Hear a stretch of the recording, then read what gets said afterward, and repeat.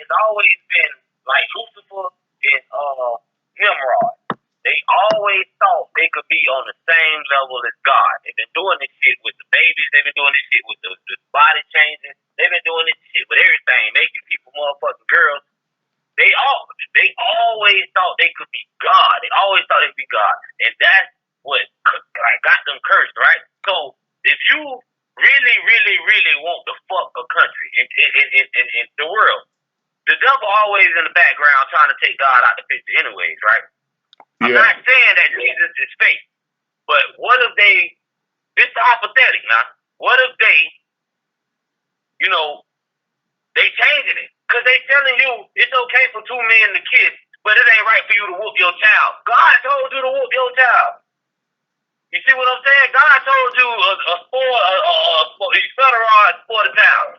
So now white man say you can't whoop your child. That's going against God. Now white man say you can be gay. That's going against God. Like all that shit is not adding up. And they like, you know what I'm saying? It's to me. Now I ain't the smartest man in the world. I was born in '89. My mom ain't never had food stamps. I thank God for that. But at the end of the day, like that shit ain't making sense to me, bro. It ain't like you going against what you got on your money, like what you got on in your constitution. You see what I'm saying? Like that's how like literature to me is the most powerful thing in the world. Literature is the most powerful thing in the world outside of if you religion. God and Jesus. It's literature. Because a piece of paper with some writing on it that was wrote centuries ago is why shit fucked up. It's why we gotta pay for land. We paying for land. God gave us dominion. Like, I mean, how we paying for land? That you ain't supposed to do that. It's his. He gave it. So if somebody forcing you to pay on it, that's against religion. That's against everything. Come on, man. That's why I say to me, I ain't the smartest man in the world. I ain't no motivational speaker, but I mean, I neglected reading coming up because I used to want to run the street, smoke weed, and I do what I want. I neglected reading. But now that I go back to it, I'm like, shit. Something is just common sense. You ain't got to have a lot of education. You ain't got to read a lot of books. It's just common sense.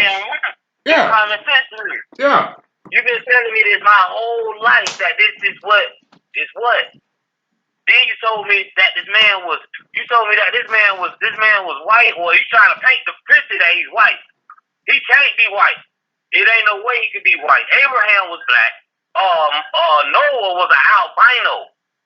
Noah was born an albino because if he would have been born at his regular shade at birth, they would have killed him. So God made him an albino, and that's how he was able to repopulate the world because he was an albino. And Ham was brown, and the other two I really don't know, but yeah,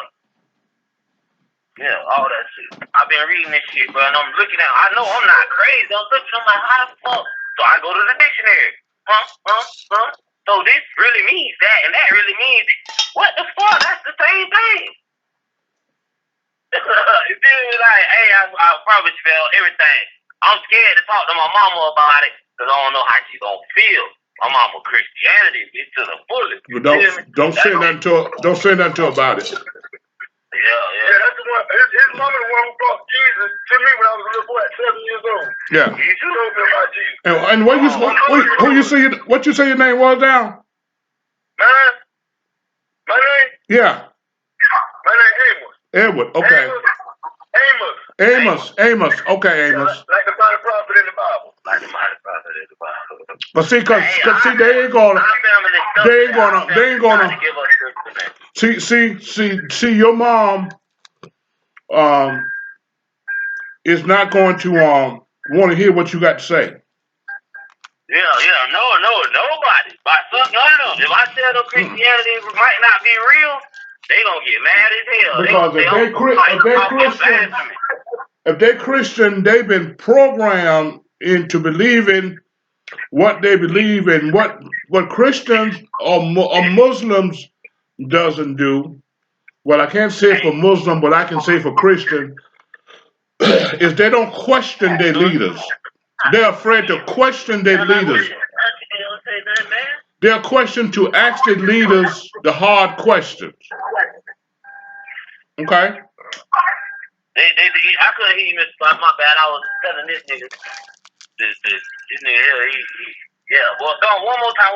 They questioning the leaders? No, they are afraid to question their leaders.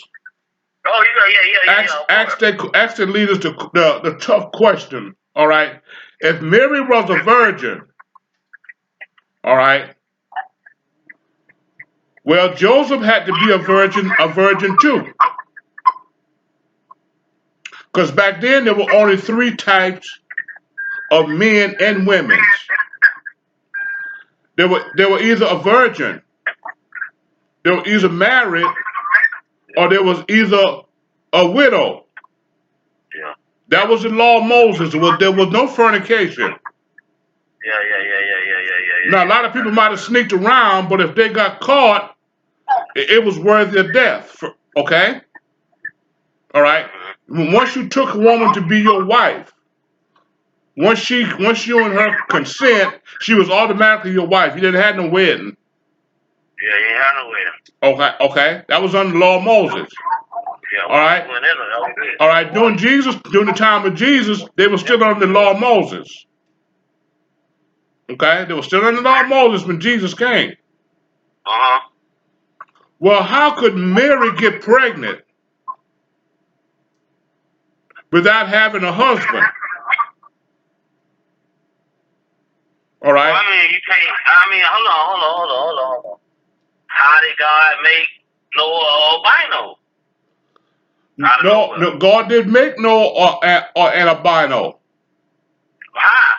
The melon within a black man, even today, a black man and a black woman, and they're the only race that can do this. Can have two. Yeah, I know. I understand. Can have two types of children. Can have 2 types of children. They can have a black child, or they can have an albino child. Yeah, of course. But listen to me. I don't give a damn. If he was gonna be, no matter if he came out albino because of his mama and his daddy, his eyes weren't supposed to be that bright. His hair wasn't supposed to be that blonde. He was God enhanced him. God made him an albino. God made God. Because when his daddy seen him, his daddy refused him. His dad refused him. Right. His dad refused him. Because he looked different. That means if he was Snow was white and his daddy didn't want him, he's black. White people was not on the earth. White people was not on the earth at that particular time. No, they weren't. Okay. He thought the baby's daddy was an angel, because angels was coming down. Right. Back then in those times. He thought the angel came down and had the baby. That was gonna make the baby a monster, because they grew to be. The angels was wicked people, but the Bible don't speak to that much. You have to read the book of Enoch. Yeah, the book of Enoch, the 4 angels at the gate. Yeah. They were evil. Yeah. They were evil. There was one main one, he boosted them up to follow him. And you know what I'm saying? And the thing is about it, what a lot of people don't understand is, how could you be an angel and see, you out there already, and you just, I don't want it. I'd rather be in tarnation. But see, see what I'm saying? That don't even make sense. But see, man back then is not that much too different. It's not that much different from man today. If you got something real good, going on, there's gonna be somebody that can try to take over. There's gonna be somebody to stand up to you. All right, even in your house as a father. All right, some of your kids are trying to buck you. Huh? You're supposed to spell the rod. Huh? Goddamn it. See what I'm saying? So it's just like the story of Satan and God when they was in heaven. All right, Satan got up enough folks just like they done over there in Libya, just like America did over there in Libya. All right. See, it was the same scenario. Satan got up enough people and thought he could take over God's kingdom. Oh, you like how they did the boy, Gaddafi. Gaddafi. Yeah, how they tried to do Gaddafi. Yeah. Okay. See, America went over there with operatives. All right. And boost the situation with the rebels that was against Gaddafi. See? Yeah, that's true because they denied that homosexuality, but that's the motherland.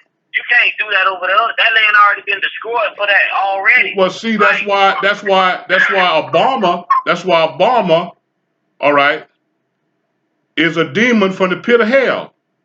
Yeah, he is. Because he pushed that, and then he sanctioned Kenya. He sanctioned Kenya for not accepting homosexuality over there. Yeah, and that's the motherland, man. God ain't, man, you crazy. Those people worship God harder than we do. See, what we got over here? We got Caucasians over here. We got Europeans and Romans and shit. Well, the Caucasian came from us. The Caucasian came from us. All right.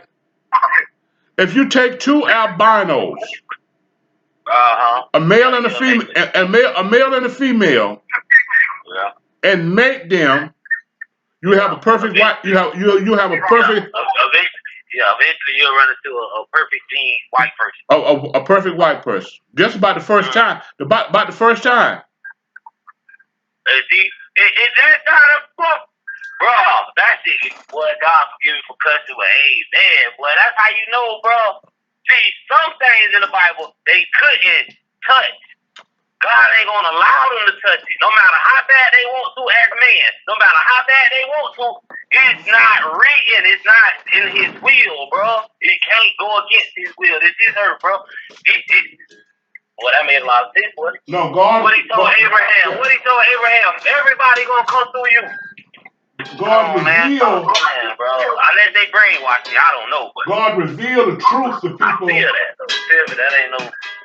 God revealed the truth to people. God revealed the truth to people in plain view. Okay. In plain view. All right. Yeah. That he revealed stuff to people in plain view. All right. So white people came from black people. And that's the problem they have with black people. That's the same mentality. Lucifer and Nimrod now, bro. The mentality. Think about it. Read their book. We created them. We created them. Hey, so when one of them died, what color they turned? They turned back black. They turned back black. That's why they put them in the ground. That's why they put them in the ground within 48 hours. Within 48 to 72 hours, they're buried. All right. Now they paint. Now if they're gonna have an open casket, what they do is they paint their face. They paint their face if they're gonna have an open casket, and they had the casket over 24 hours. All right. They paint their face. But if you take all that makeup and paint off of their face, it would be completely black.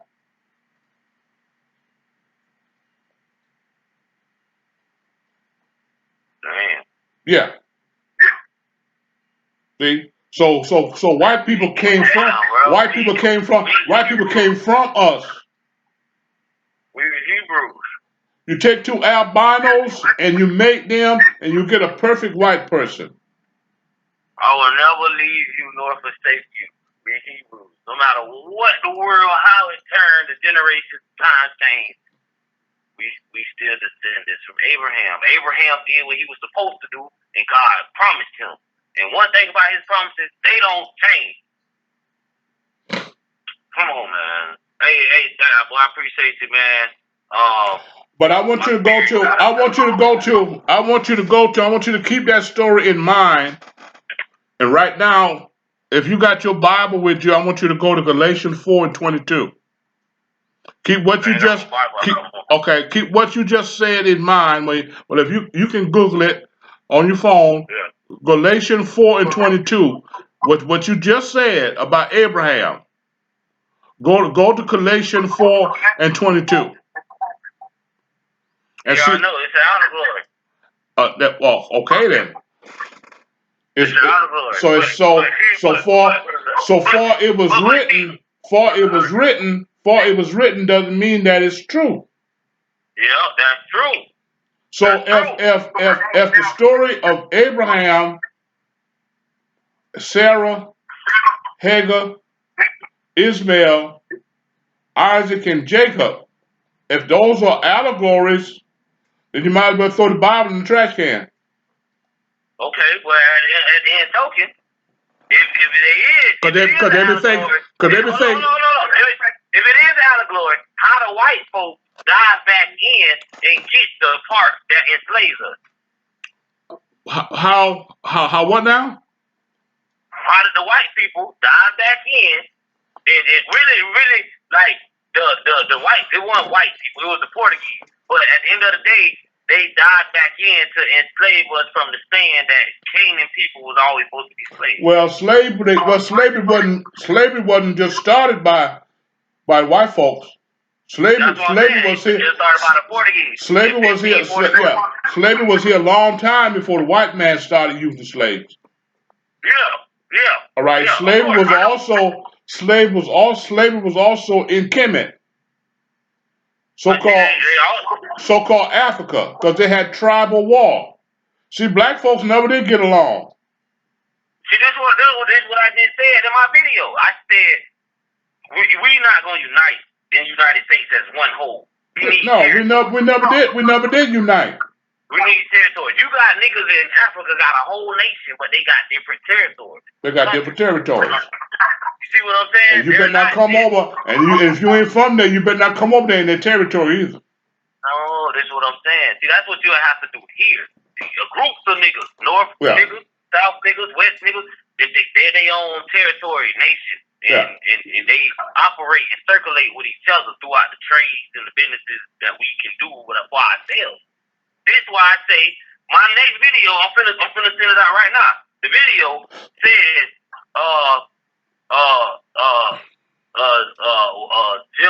Jim was right, Martin was wrong. What we talk about Jim Crow? Yeah. Listen though, it's hypothetical, but you gotta understand what I'm saying. We talked about it the other night. You know, we probably will be better if the rights was equal and we was able to stay segregated. We probably will be stronger. See what I'm saying? Like, cause we ain't have to depend on it. You get what I'm saying? See, right now our race losing.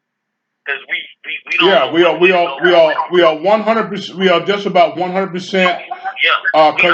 Consumers. We're about 100% consumers right now. Yeah. We out of there. That's why a lot of African Americans they going to Uganda. They hauling ass. They gonna. They hauling ass, bro. They going to Africa for free. Yeah. A lot of black Americans hauling ass. Yeah. You know what I mean? If I was homeless over here, living on the street, I'll haul ass too. Fuck it. I ain't got shit. I ain't doing shit. I ain't got no family. I'm finna go. I think, in a way, if you in prison, you can do it. Because they can never deny your right to a legal process. You can always, at any time, refuse your U.S. citizenship. And if you do want to do it, the U.S. consul is gonna make sure that's what you want to do. Because as soon as you sign, you gotta get the fuck on. So they're gonna make sure that's what you want to do. And the only problem with it is that I think the people could get changed. The prisons kind of got the last say so if they want you to stay or go finish your sentence or whatever, what have you. But the people could change that. And we fund the goddamn prison. We should change that. Like, I mean, we the people, we the government, bro. Like, we tell them what the fuck to do. They make it legal and righteous in a way to do it without being unharmful and unhumane. Feel me? Mm-hmm. For real, bro. Like I said, I ain't political. I don't know a lot of this shit. I know what makes sense to me. I know if I go read certain laws, what's in my constitution and what's in my amendments and my rights too as a citizen. It's a lot of shit in there. A lot of people don't know.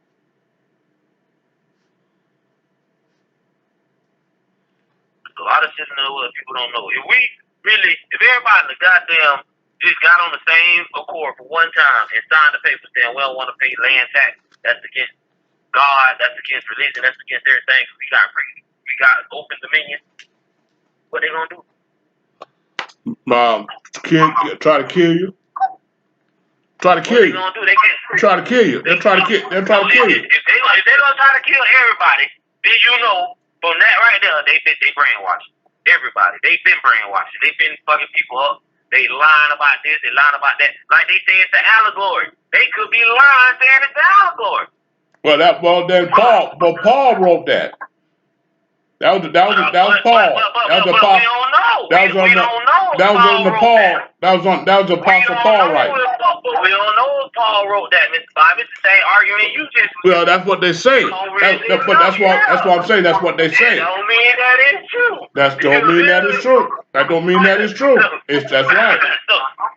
That don't mean that is true. I don't think it's. I really think it's not a lie because I can feel that in my soul when I think about it. When it comes to like when they really when I put it together in my head, I feel that in my heart. So I know it's not. I know it's not BS. You don't know. You don't know. You believe. I believe. Well, I got the faith in the word. I believe because I mean, it's too many holes. And then from the stuff that they give us, they left in so much evidence that still can help me argue my case. Yeah. You know what I'm saying? So, but hey, if you want to do a video, man, we can. I don't know what you want to talk about, but we've been on this, going in. Well, I've been recording this. Yeah, I've been recording this. Yeah. Koom, Amos, and Collier. Yes, sir. Hey. That's what I'm gonna name the video. Koom, Amos, and Collier. Black politics, goddammit. Black politics. Black politics. Yeah, see, while you on this, what we need to understand is that, see, black people are not conservative, they're not Republicans, they're not Democratic, they're not none of the political parties. Okay, black people are actually survivors. Yeah, survivors, yeah. They're survivors. We survived slavery. But we're the real pioneer. Yeah, we survived the Black Code, the Jim Crow law. We survived segregation. Okay? We survived discrimination. Okay? So that's the party that we need to create. But see, you gotta understand, look at it too. Sorry to cut you off. Look at that change though, right? At first we couldn't have invention. No, way before that. Before that we couldn't have education. Then we couldn't own invention. Then we couldn't own land. Then we couldn't what we went from there. We couldn't share the same shit y'all had. And couldn't get no white pussy.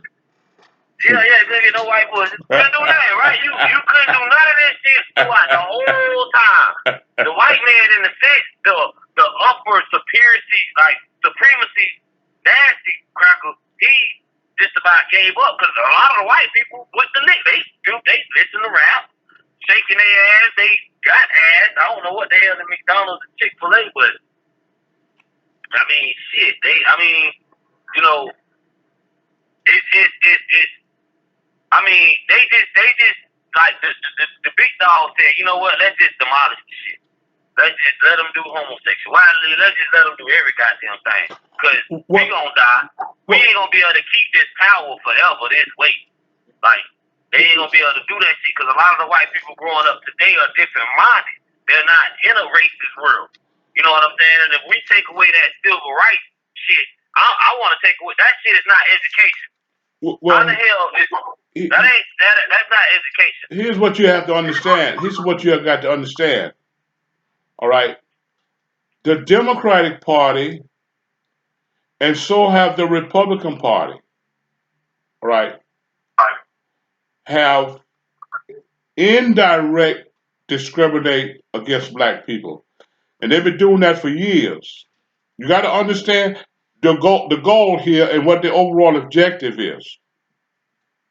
I don't think they want to wipe black people out because they like having us around. All right. We their best entertainers. All right. And white folks like entertainment. All right. They don't want to wipe us out. They just want to keep our numbers down. They want to keep our population from growing. All right. So they have to throw little things in there, all right, to stifle it. Okay. See, like the broken. Give me an example. Okay, like the broken family structure. When they kicked the black man out of the house in the 60s and the 70s. All right. Like abortion. All right. Everything that the white man have thrown at us, we have accepted it. All right. And we've been rocking with it. Like homosexuality. All right. Homosexuality affects black more so than it affects white. But you gotta understand though, it's been gay niggas forever though. Niggas always been gay. Well, but they was in the closet. But gay is gay. But the power of it. But you gotta look at the power of it. Yeah, gay is gay. All right. Well, according to the Bible, there was gay people back in the days of Sodom and Gomorrah. All right. Yes. When during the time of Lot, there were gay people. Even before that. Right. Even before that. All right. There's nothing new under the sun. No. Yeah, not new. All right. But the power of it, it got more power once it came out of the closet and got into the goddamn living room. And then it went from the living room, then it went to the living room directly into the bedroom. See, it gave it more power. Back in the day when I was coming up, in the 60s and the 70s, if we catch a goddamn faggot on our side of town, we'd whip his motherfucking ass, buddy. Yeah. Yeah, if you was like that, goddamn, you bet not let it be known. Okay, because you got the fuck beat out of you. We didn't play that shit in the country, right here in South Carolina. Yeah. Where you at? Yeah, I'm in South Carolina. I'm a country boy. Yeah, they find out you was a motherfucking faggot. Goddamn, you got fucked up. Didn't nobody fuck with you. Didn't nobody want to be bothered with you. Didn't nobody want to be around you. See, my experience was different. My cousin, like one of my favorite cousins, you know what I mean? He was gay.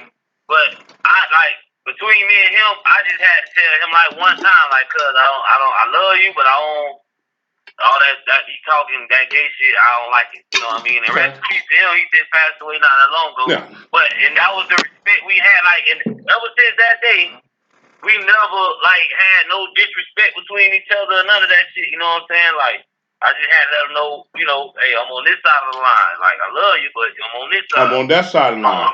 Okay. But see, back in the day, they was not accepted like it is now. Once you accept something, you give it more power. Yeah. Especially in the eyes of the law and all that. Like, Right. See, it's legalized now. Okay, they made laws to protect it. I mean, well, okay. That's the main point. Because Yeah, it always been legal. That gave it more power. No, it never was legal. It was accepted by some. Yeah, now it's legal. All right, it wasn't legal under the law of Moses. They killed you. No. Okay, all right. But it probably still went on, but it was in the closet. It was legal in Solomon and Gomorrah. That's why they created that city. God allowed them to create Solomon and Gomorrah because of rebellious people. So God said, all right, y'all can have your own city. If you don't want to abide by these tribal laws that we got, if you don't want to abide by my laws, then you going over there in Solomon and Gomorrah. See? That was a city that was built for rebellious people that was rebelling against the law. All right? People that wanted to get their dick sucked. Women wasn't sucking dicks back on the law on those days. But if you want to do that, all right, if you want to be fucked in the ass, if you want to eat pussy, then you go on over there in Solomon and Gomorrah. Get the fuck away from around us. We ain't gonna have that shit. See, but that's what I'm saying. Like, so eating pussy is sin? Well, yeah. Damn, for real? You're supposed to fuck it. You ain't supposed to kiss it. You kissed it when you came out of it. Yeah. Huh? What about them sucking dick? What about the girl sucking dick? That's a sin too. Oh shit. I'm fucked up there. But hold up. But in the New Testament, they justify it.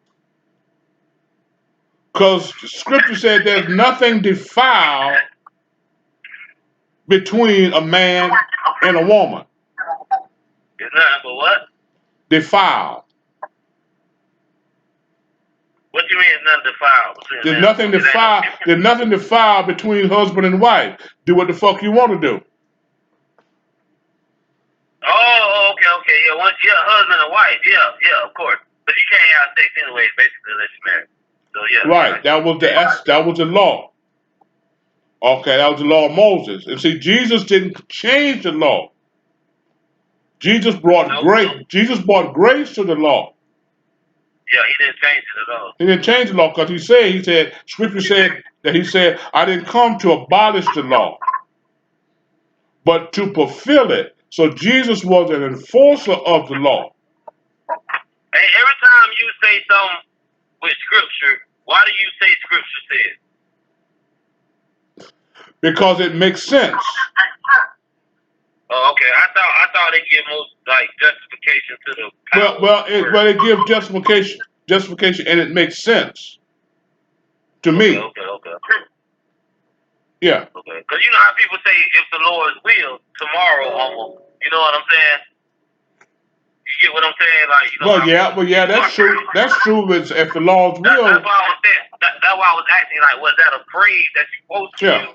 If the Lord's will. Yeah, if the Lord's will, that means that, hey, it's the power of God is what woke you up this morning.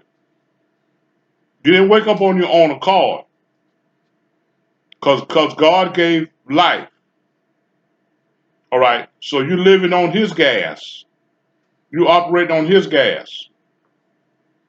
All right, His tank don't run empty. Yeah, because every time you go to sleep, you basically dead. You basically died. Yeah, you out there. Yeah, and there is life after death, because if it wasn't, you wouldn't have dreams. Hey, yeah, that's a good way to look at that. Because you can dream, and it'll put you in a whole different dimension. Yeah, you can feel it. some of the things that you know Sometimes, what yeah, I'm saying. sometimes pleasure, and sometimes you have a dream But that scared the shit out of you. but see, I just had read that shit, right? Huh? I just had read that, like certain people. I can have some dream. I done had some dreams. When I woke up, I sat on the side of the bed and I thank God that was just a dream. Straight up. Huh? Yes, amen, boy. That shit is real while you're dreaming it. Boy, you ain't lying, man. You ain't lying at So all, there though. have to be life after death. All right. And I'm talking about spiritual. Because see, dream is spiritual. All right. Even though it becomes physical once you go into the spirit realm. So that's probably why they be saying, you know, you got basically more than one chance to make it. You know what I'm saying? Unless you like torment your soul forever. You know what I mean? Like you know, you just completely go against everything. You know, Well, because yeah, once you sell, you can sell your soul to the devil. No, I ain't say sell it to the saying like you just completely go against him and put other things in front of him and don't, you know, keep you blaspheme against him. Yeah, yes sir, exactly. That word right there. Yeah. Blasphemy. Yes sir, yes sir. And see, I had to repent in my life because I was a victim of that. Just because I was angry and I was drunk, I was talking, you know, just talking out the side of talking out my a-hole, and you know what I mean. Yeah. So you know, I done had to like really take it serious, go on my private place, you know, open up my heart to him, like, cause I, you know, cause I was at a bad time, you know, I was the alcohol was killing me. I was on it every day. Yeah, I had to change that up. You understand? Right. You know what I'm saying? But, you know, my whole thing was just, you know, as a unit, well, like I say, all of us ain't gonna get together. But for the ones that do want to go, you know what I'm saying? All we gotta do is sign paperwork. All you gotta do is put it together. See what I'm saying? You know, shit, really, we can go to Ghana. Ghana right now. Who down? Look, niggas talk all that noise, but ain't nobody paying up. Yeah, it's about $1,400 to fly over there. Oh, okay. I think it's about it. You might get a good flight and fly over there. Yeah. Yeah. You get a flight to go over there for a little bit? I ain't got no problem with it. I can do it. What you gonna become a citizen? Shit, I might. Oh, listen to her. You gonna become a citizen? I might, yeah. I might. Get one more big African gal over there and settle down. Shit. I'm trying to tell you, boy, big swole. Yeah. Go get one more big African gal over there and settle down. Shit, I ain't got that much time left. I ain't got that much time left. No way. They booty different over there. Mm-hmm. That's that real deal. I ain't got that much time. No way. I'm 60. I'm going on 69 years old. Yeah. Yeah, I could marry a gal over there in her 20s. Yes, sir. Yes, yeah, sir. I could have two of them. You could marry. You could have more than one wife over there. And be living like a what? You can have more than one? Yeah. What? I might be out of here. Yeah. Yeah. You take you about. I can sell my house. I can get 170 for my house. See, you can go 120. You can go 120 for the easy sale. But no, I ain't gonna lose that 50,000. No, I ain't gonna lose. I ain't gonna lose that. I ain't gonna lose that 50,000. I can't go out like that. I can't go out like that. No, no. And you go over to Ghana and you got $100,000. Man, you can live like a king. Do you have the pennies? Yep. You can live like a king. You can live like a king over your money, the American dollar is worth 10 times the dinero. I got some dineros. I got $200,000 worth of dineros, but $20,000 dinero only worth $10 here in the United States. No, man, they money that is no, man. Goddamn, I'm serious. I got a dinero. I done took it to the bank. All right, and for every dinero I got $200,000 worth of dinero, and they come in 20. I got $20,000 denominations. All right, and it's only worth $20,000. Only worth $10 here in the United States. And I can't just leave, dog. Cause I got kids, dog. Like, I'm so sorry. I'm so sorry. I'm so sorry. I feel sorry for you. Well, I ain't had no kids just to call you. My cousin ain't got no kids. You might slide over there. I ain't got no kids. I ain't got no kids. I ain't got no kids, no wife. But see, you might wanna. But see, you still might want to go. You still might want to go and make provision for your kids. You can take me with you. Huh? You got to have your own money. I have it for you. Yeah, you got to have your own money. I ain't gonna support you now. I'm gonna have for it. I don't need number $50. All that damn money gonna be over there. Yeah. So I can sell my house for $170,000. I said, nah, nigga, just sell it for $120. No, hell no. I'm selling my house as much as I can get. I'm selling my house as much as I can get. Already been offered $150,000 for it. Down here, man, these houses $300,000-$400,000. But they ain't no damn good house though. I got a good house. Yeah, no, they ain't no. Well, I mean, see, like in certain places in my county, we got some good houses. We got some good houses, man. We got some great houses around here. This shit was established a long ass time ago. Shit, they got claims of this shit being around since 1700. You know what I mean? With the Angola people, they still. You know, type of shit. You know, it's all good, man. Shit. Damn. Oh yeah, I need a rate. I think they 50 cents. Y'all better put some tents on my car, man. I got to my car. Gonna roll me one up. Hey man, god damn. So you saying, man, you considering possibility you slide out of here? Get the fuck out of here, man. Come on, man. You can't do America like that. Fuck America. Man, you been a good truck driving citizen, man, this whole goddamn time, bro. You can't what have I accomplished? I'm still broke.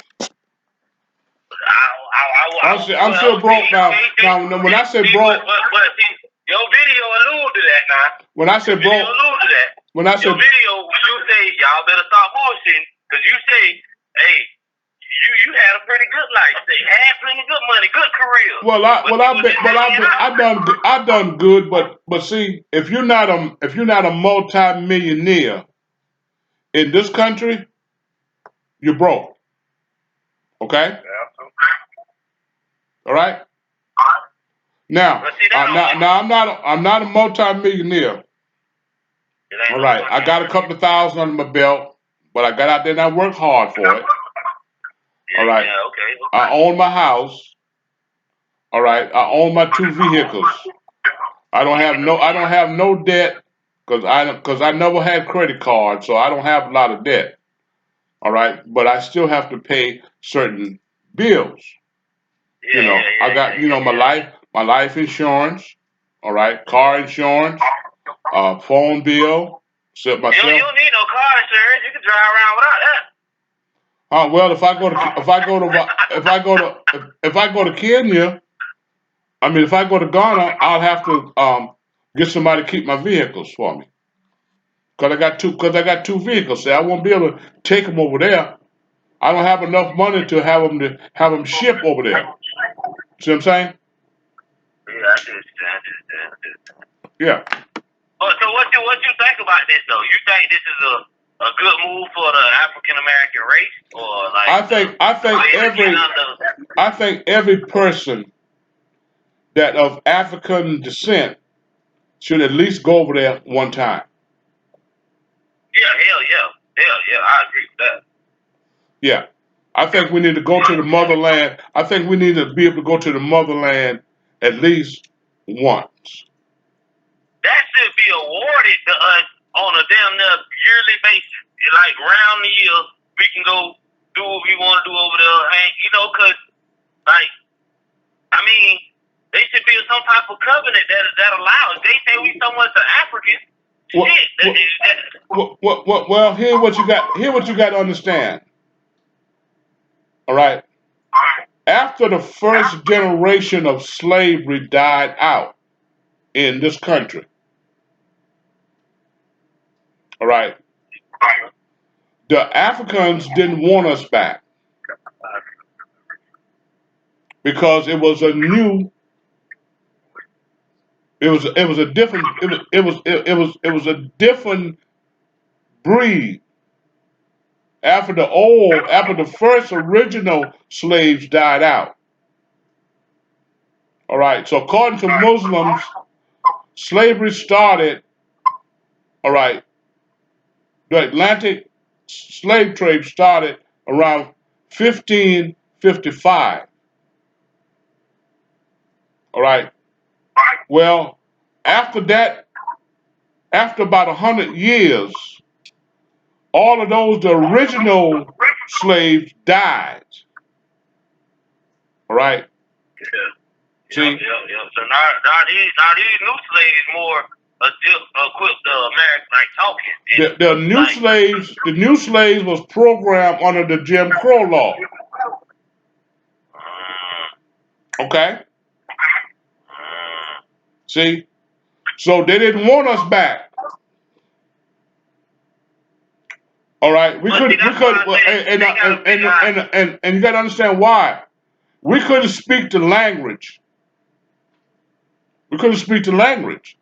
We couldn't speak Swahili. Okay?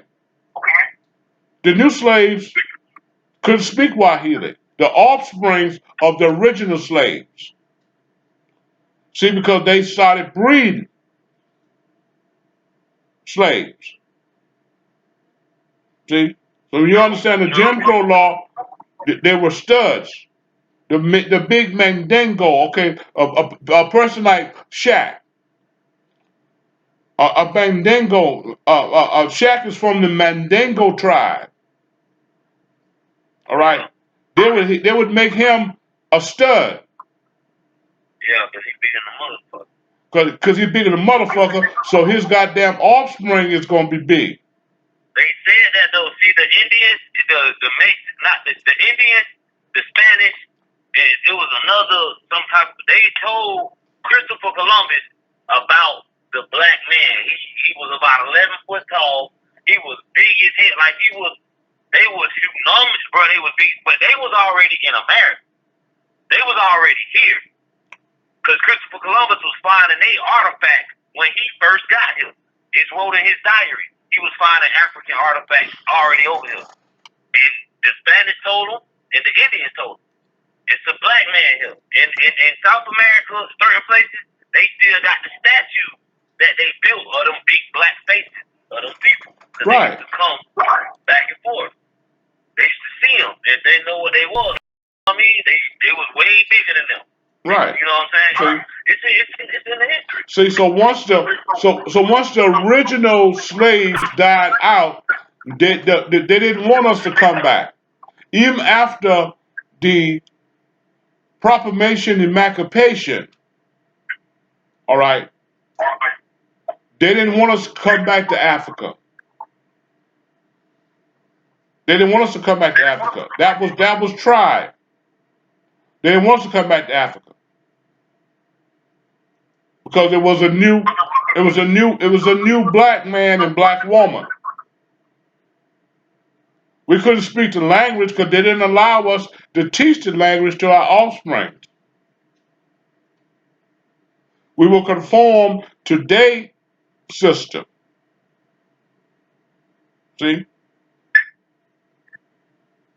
We couldn't even speak the language no more. After the old slaves died, the originals, everything else died. Our culture died.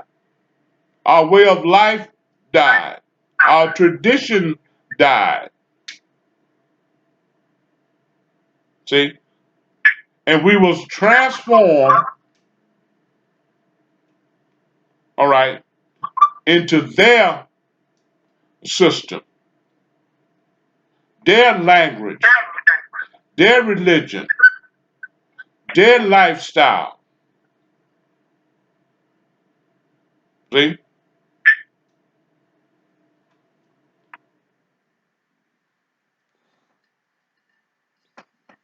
Yeah. You understand? Yeah. I understand. You went to the store. I understand what you're saying. Yeah. See? So, but this is my question right here. I ain't all into politics like y'all. I ain't all that like that there at all. My question was this here. Over there in the gun, whatever you said was the $10 is $20,000 over there. Well, I don't know. I don't know what kind of currency they have. All right, but it probably, but our currency probably worth about 10 to 20 times as much as their currency. See, so you go over there with a dollar bill, and you king. Your currency, your currency is worth more than their currency. The Federal Reserve note, you got to understand the Federal Reserve note. The Federal Reserve note is the world reserve currency. Okay? The Federal Reserve note is supposed to be the highest value currency on the market. But it's nothing but in reality, it's nothing but a debt. It's a note. It's a promise to pay money. Go to your Black Law Dictionary and look up the definition of a note. Okay? It's a promise to pay money. So that's why you have some that discrepancy now about the debt ceiling. What they're saying is that America have spent more than what this country is actually worth. You follow me? Yeah. Yeah. Look at the whole country. Look at all of America. All right. They have spent in credit more than this whole country is worth. And that's not a good thing. My bad. I had to go. I had to run the store. I had to get me some of them damn fried gizzards real quick. Yeah, I got to go. I got to get out of here too. Go get me something either. I got to go out there. I got to go in there and take something out of the refrigerator to cook. Man, I thought you gonna be on the damn grill, man. God damn, man. You used to have the Man, grill. it's cold. Man, it's cold as fuck out there. I can cold cook. Up there? Yeah, man. Up? Shit, we outside with no shirts on. Yeah, it's cold as fuck here, man. No, I ain't going outside on that damn grill today. I got a George Foreman grill inside the house, and I got an air fryer. I got one of them damn Ninja air fryers. Yeah, me too. I have one. Yeah, and I got some quail. I got some quail in the refrigerator. I gotta unthaw them. I'm gonna have to do that. I ain't never get no quail. You never had no quail? Hell no. Man, that's good. I'm a Florida city nigga. We don't eat right. We don't eat none of that country shit. There's some people out here. Man, I got some quail. I got some quail, man. I got squail. I got some deer meat. I got deer meat. I got quail. Yeah. Nah, I ain't deer meat. I even got some chicken feet. I even got some chicken feet. No, I don't eat chicken feet. I got some chicken feet. I got some chicken feet in the goddamn freezer, man. Shit. How the hell you cook? How the hell you eat chicken feet? You stew them. You make them stew. All right. By the time to get almost done, you cut you up some onions in there. All right, and let them. Hey, cook it with Collier. Cook it with Collier, guy. Yeah, throw some damn onions in there, man. Shit, make you a good stew. I gotta hit the lettuce in there. I can just go to make me a salad, but I think I'm gonna ride out and probably get me some Church's chicken. Okay. Yeah. I want some neck bone, lima beans, and rice. That's what I want right now. Neck bone, lima beans, and rice. Neck bone, lima beans, and rice. The green lima beans. I like northern beans. But no, what you need to get you, man, is some of them you need to get you some of them navy beans, man. Navy beans? Yeah, try the navy beans one time. I heard of that shit. They got a lot of proteins, man. In it. Hey man.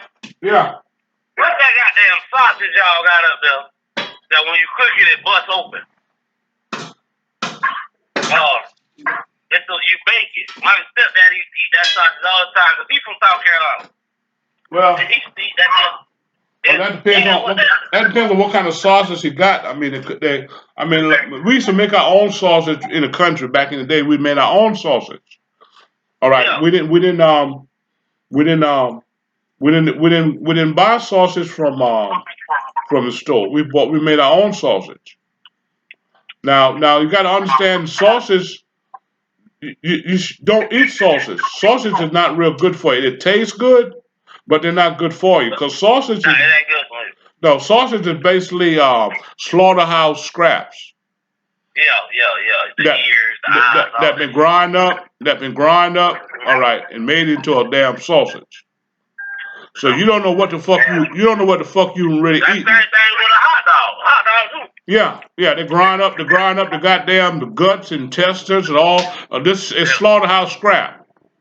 Could be people and all. You don't know. Yeah, McDonald's and all of that shit. McDonald's and Hardee's, not Hardee's, but a Burger King, and Wendy's, all them burgers, that's slaughterhouse scrap. That's why I don't eat fast food. Yeah, how can a motherfucker sell a goddamn dollar burger and make money? Huh? Huh? Hey, we gotta be getting that shit cheap as fuck. Yeah. You getting that shit at 10 cents on the dollar. Well, for everything. Yeah. What the fuck you eating? What the fuck you eating when you eating a goddamn dollar burger? Huh? Well, what is that? You gotta think about it now. I try to get people to think, man. Yeah, think. Yeah, so sausage, you gotta be we used to make what you call pudding sausage. That's what it was. Pudding sausage. Pudding sausage. We used to have that's what the fuck it was. You bake it and then it'll bust open. It'll bust open.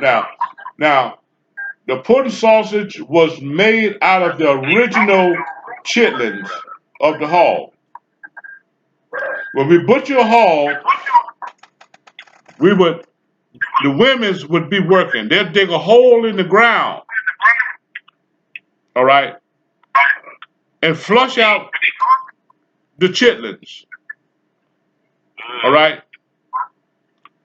Wash them real good.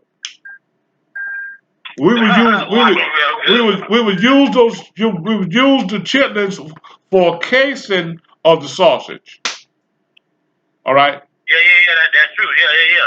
You put the meat inside of that. Right. Now the sausage was the pudding sausage was made out of the liver. It's made out of the liver of the hog. Not the grind up meat. It was made out of just the liver of the hog. Yeah. Okay. And our other sausage was made out of the regular meat. All right. You grind up the meat. Okay. Don't know black people own no slaughterhouses. All right. Yeah. You grind up the meat, and then you push it into the casing. You season it. All right. And then you push it into the case. And that was our regular sausage. Yeah, that's like a South Carolina mate, that's like a everybody eat that shit of them. Okay. But the sausage that you buy out of the store, you don't know what you eat. Huh? You don't know what you eat. Now I got some deer sausage in there that was made out of pure deer meat, and some fat was added to it from beef. Some beef fat was added to it. All right, because you got to add fat to deer sausage because there's no fat on a deer. No, there's no fat on it. It's all lean meat. So you have to add some fat to the sausage to make it fry good. Okay, yeah. Mm-hmm. That makes sense. So, what's the advantages of the country in the city? Well, one advantage, you can go out there and take a piss and nobody can see you.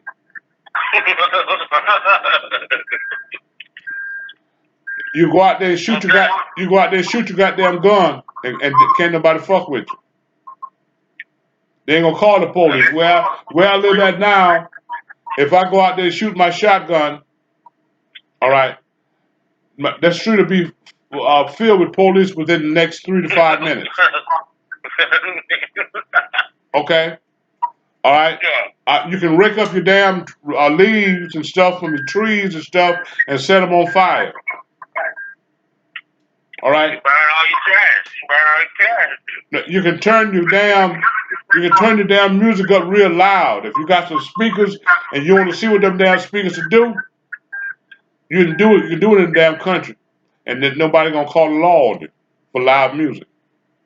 Right now, I got 228 watts Apple speakers, and I can't turn them motherfucker loose. And they're 28 watts.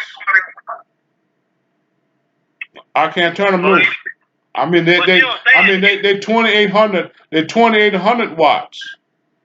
Oh yeah. Them motherfuckers are thumb, but I can't turn them loose. They'll call the police on me. So you stay in the HOA? No, I stay around a bunch of old, retired, nose ass people, black folk. Nose ass black folk. Yeah, they got sort of pissed off because I brought my damn truck home. No. Yeah, I had that damn a bobtail to the house. You done pulled up big dog on their ass. Yeah. Yeah, it took over the whole street.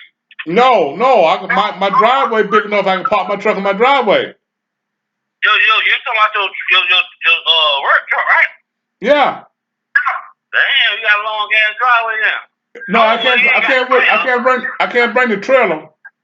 Yeah, you ain't got the trailer, you just got the truck. Okay, my bad, I missed something. Yeah. Oh, yeah. Oh, look at this nigga. He think he doing it. Yeah, sometimes I can bring the trailer. But I got to park it over there on the goddamn side. This nigga can't be driving that motherfucking truck in the neighborhood. No. You know how they No, don't play that shit. See, in the country, they don't like that shit. In the country, you can bring your goddamn truck home and park in the goddamn front yard. Can't nobody fuck with you. Huh? Yeah. Yeah. All right. One more. I got another question real quick. Hold on. Now you heard about all these cities inside of America that's giving you money to move there. Yeah. What you think about that? Well, that depends on the city. Some cities you don't want to move to. Hell no. They got one in Kansas. That bitch is in the middle of nothing, and it's like 32 degrees every day. Like, what the fuck? Okay. Yeah. Some places you don't want to move to. Okay, what about Alaska? Hell no. Nigga, you say you country?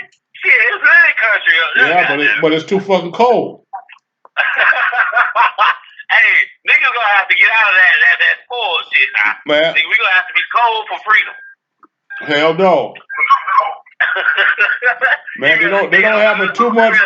They don't have it too much. They don't have it too much of summer in Alaska. Nah, yeah, I know, right? And then again, Alaska, believe it or not, is the most highest state in America. Yeah. Yeah, you gotta pay for everything to get there. Yeah. No, I don't want to go to Alaska. Fuck the damn Eskimo. Mm-mm.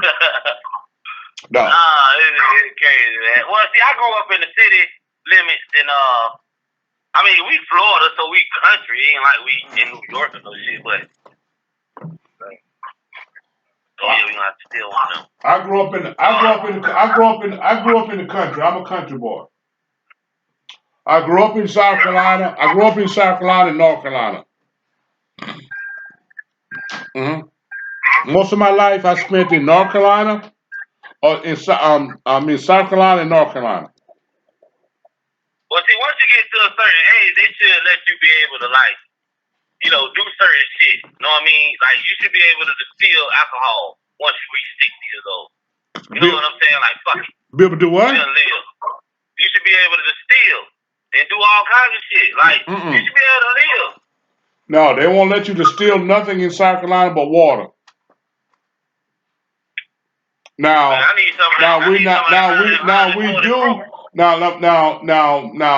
moonshine is still in South Carolina, and moonshine will never go away. Yeah. All right, you just got to know where to get it at. Yeah. I mean, but then you gotta be able to trust the people. You know what I'm saying? You getting it from too. Cause can't somebody say, well, like say if it's already packaged up. Okay, like you know how nowadays they do the weed, right? They got the weed in the little fruit looking pack. You know what I'm saying? I seen a dude go get the weed from the girl. She gave this man all poking beans in a bag. Hey, it wasn't no weed in that. She had to do this. So can somebody do you like that with moonshine too, can they? They No. give you water, some shit. No. Can't do me that. Can't do me like that with moonshine. But I'm saying, if it's already packaged up, all you doing is picking up and going. Well, ain't nobody. See, moonshiners don't do the moonshiners. People that deal with moonshine, they don't play that shit. They do straight business. They do straight fucking business. Yeah. Okay, that makes a little bit more sense. Yeah, they do straight. It's a different type of. It's a different type of people. Yeah, it's a different type of hustle too. It's a different. It's a different type of hustle. Yeah. Okay. See, I respect. See, that's why I be asking you questions like that. Yeah. There's nobody pull that. You ain't gonna buy no fucking water. But that's about the only thing they can put in the goddamn jar is water. But if you don't know and you think it's straight business. Well, I know. But see, I know moonshine dealers. I know moonshine dealers, and they know me. Been in the business for 20, 30 years. You know what I mean? I don't fuck with nobody else but them. All right. Well, I can leave out here now, and I can come back to the house with about 4 or 5 gallons of moonshine. All right. You don't want to do that. I can do that and have done it. But see that Tennessee whiskey, you were just sipping the other week. That shit had hey. I'm sipping on some now. And that Tennessee whiskey had you feeling look good. I'm sipping some now. All right. I said you ain't watch my video, did you? Yeah, I watched your video. About what? The last one you put up there, you had on that green shirt. Oh no! I was talking about who made Jack Daniels. Well, Jack Daniels is made in Tennessee. I know, but who made it? The first bottle. The first bottle was Jack Daniels. No, it was made by Willie Green. Okay. Black man. distilled it. Willie Green gave them the recipe. Jack Daniels is a black recipe from liquor. Right. And you know, the dude got the name. You know, that's why, you know, his name in there. But Willie Green, damn, what it was?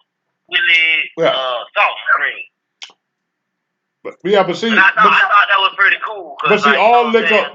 But see, everything what came from the original patent of how to make liquor. It came from moonshine. Yeah, corn whiskey. Corn whiskey. Everything bounced off of that, and they just added shit to it. Yeah. Might have to use a card or some shit. Yeah.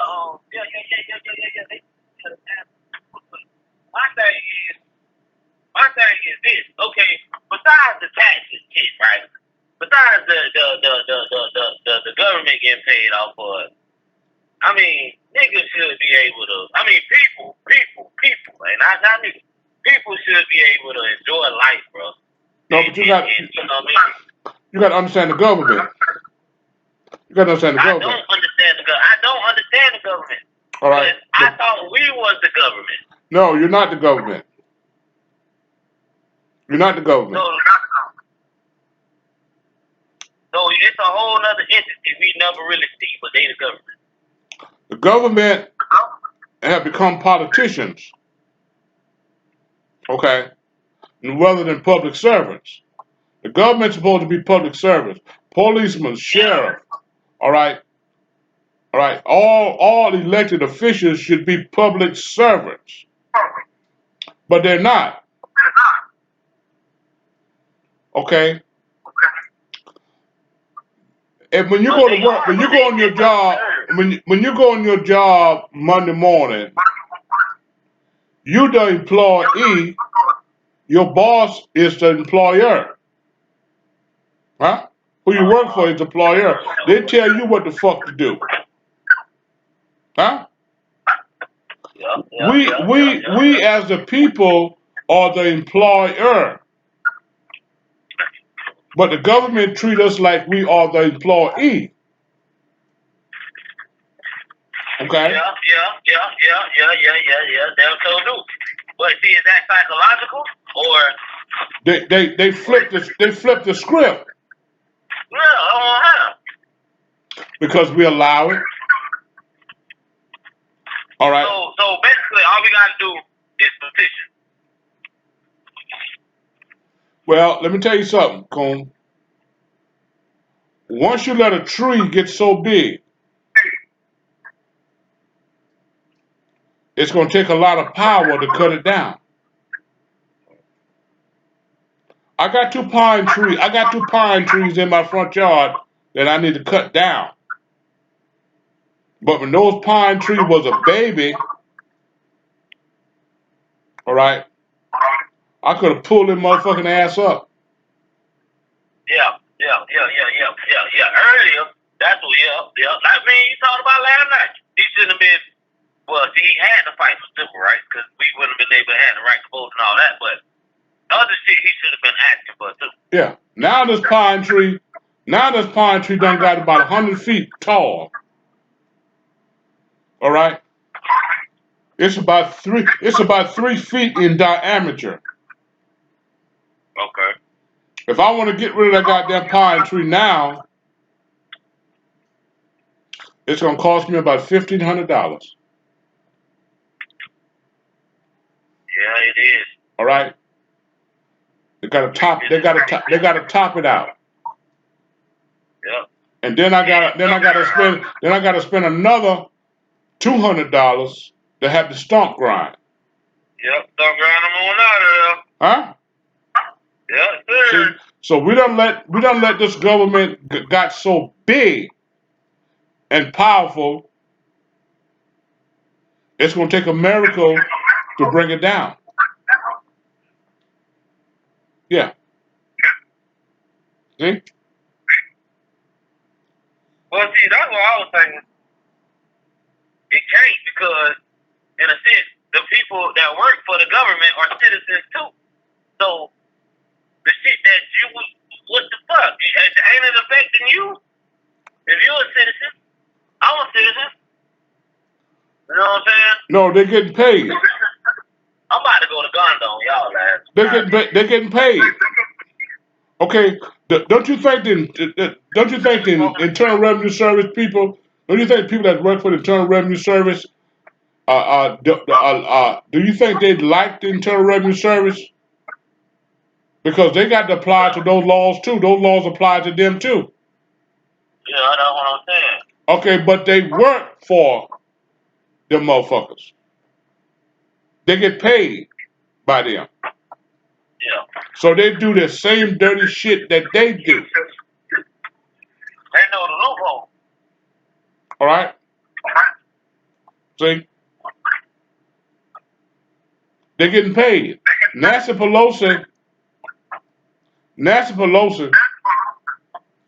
make about $1 million a day a month. Real shit. Yeah. Yeah. She worth about $100 million. All right. I'm sending that video. It's on my that video is on my YouTube. I mean, not on my YouTube, it's on my Facebook. Or how much all these motherfuckers making up there in Washington D.C. Okay? How's she making so much money? Because they're in the money. They're in the money. But so do you think too though? You think we treat about this money shit? Like we what now? You think we kind of like treat over this money shit? Cause it ain't really no money. Yeah, it is. The coins are real money. Well, yeah, that. But I'm saying, like, how the hell they? Why you think there's a corn? Why you think there's a corn shortage? Why do you think there's a corn shortage? Why do you think you walk in some stores, they got a sign on the door saying that if you don't have the correct change, use your debit card? Well, because the circulation of coins ain't going around like that. We like younger generations. If you born in the '80s on up, you don't give a damn about no coin. You know what I'm saying? Like you don't really give a damn about coin. I could probably find $1 and change at this car wash right now on the ground. Cause nobody don't care about coins, but they don't understand the value of it. They understand that that's the only real money. Right. So, yeah, I understand. And I think the government, I had asked you that. I think the government they taking all that shit back because they know that's the real money. Everything going digital, everything, it's fucking credit, man. That shit gonna be, cause they, like you said, nobody's coming back paying the debt.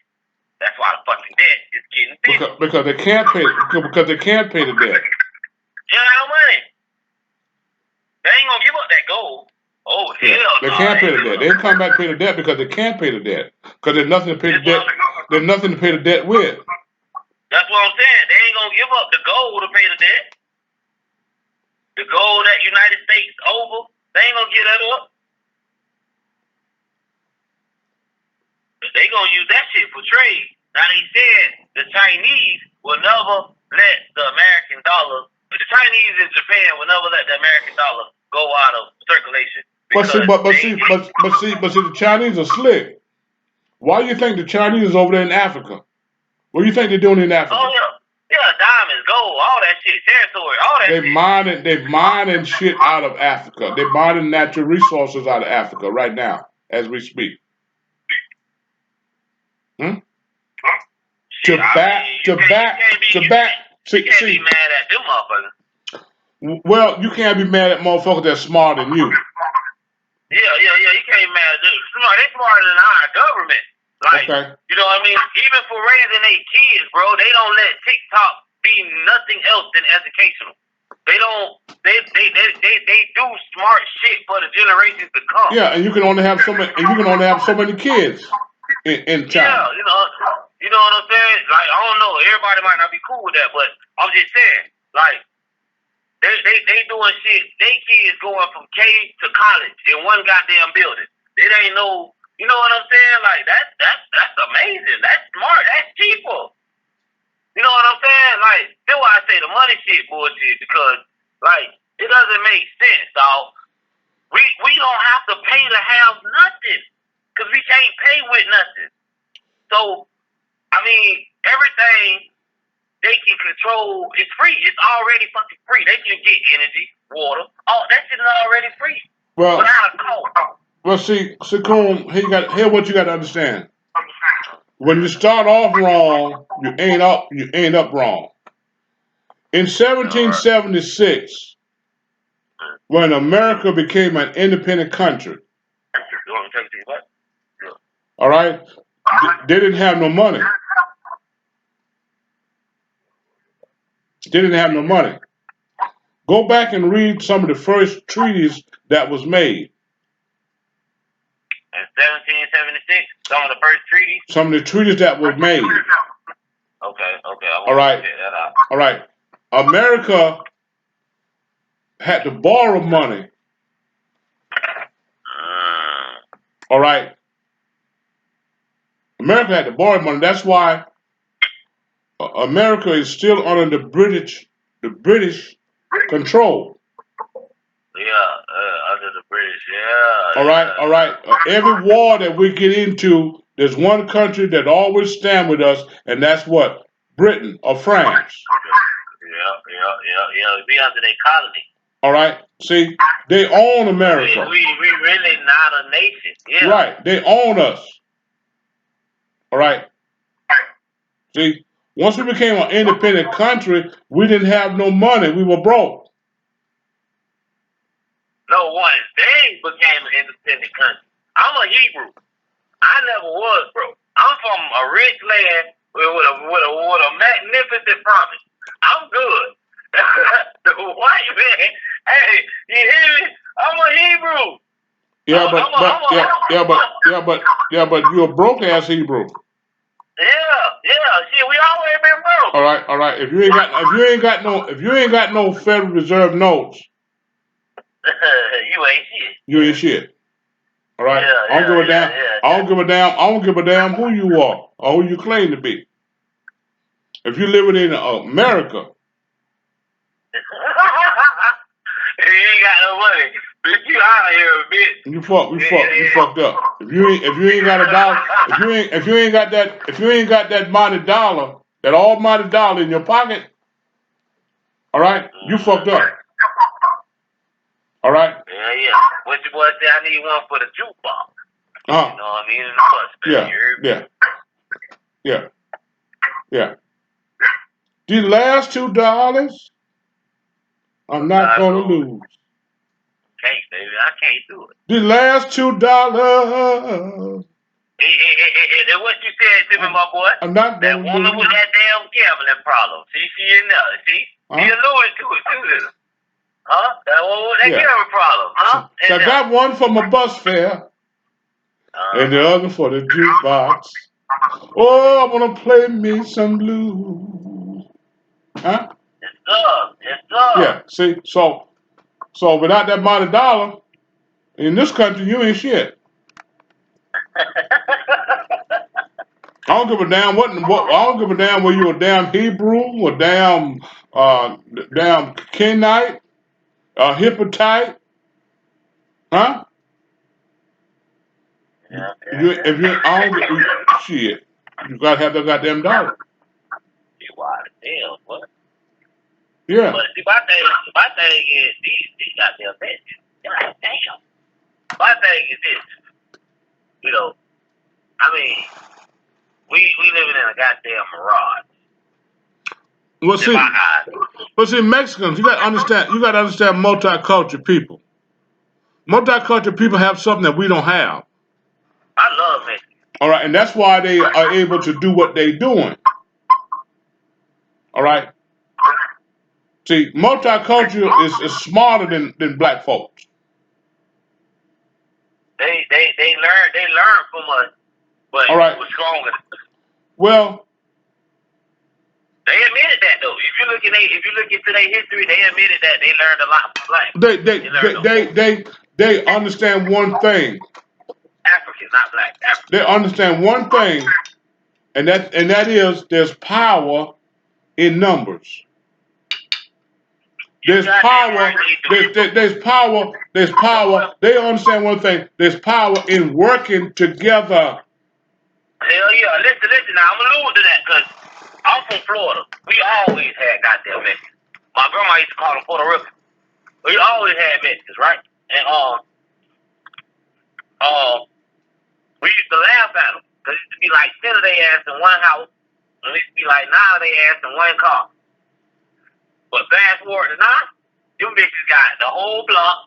They got all the trucks, all the dollar tacos stands everywhere. The boy got everything. So all them years, the boy was saving that goddamn money, paying $100 rent, rotating people in and out.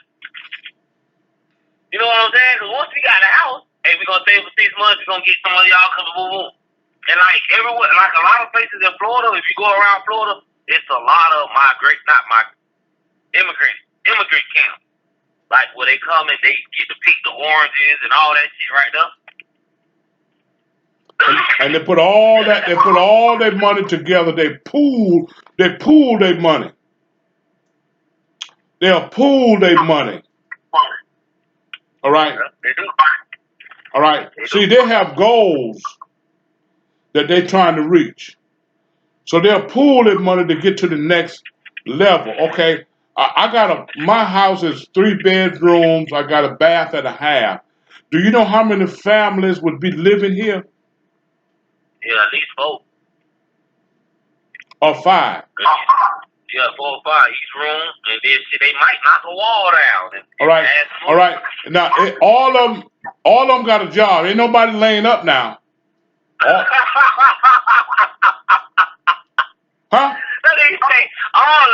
All of them got a fucking job. Yeah, hey man, it's demasculated. All right. He'll be changing the All tires. right. They pool their money to pay the rent. They pool their money to buy the groceries. Hold on. Okay? Cause they know they got to eat. And they know they got to sleep. So they'll pool their money. Now they got another pool over here to buy a house. Any kind of goddamn house. Okay? Because they got skills, they could fix up that goddamn house. Yeah, they got skills. That's what they pass down to each other. Huh? Skills. Now, a Mexican just bought a house across the street from me. Okay? He gutted out that house from top to bottom. He gutted out that house. The first week. He gutted out that house from the floor all the way up to the goddamn ceiling.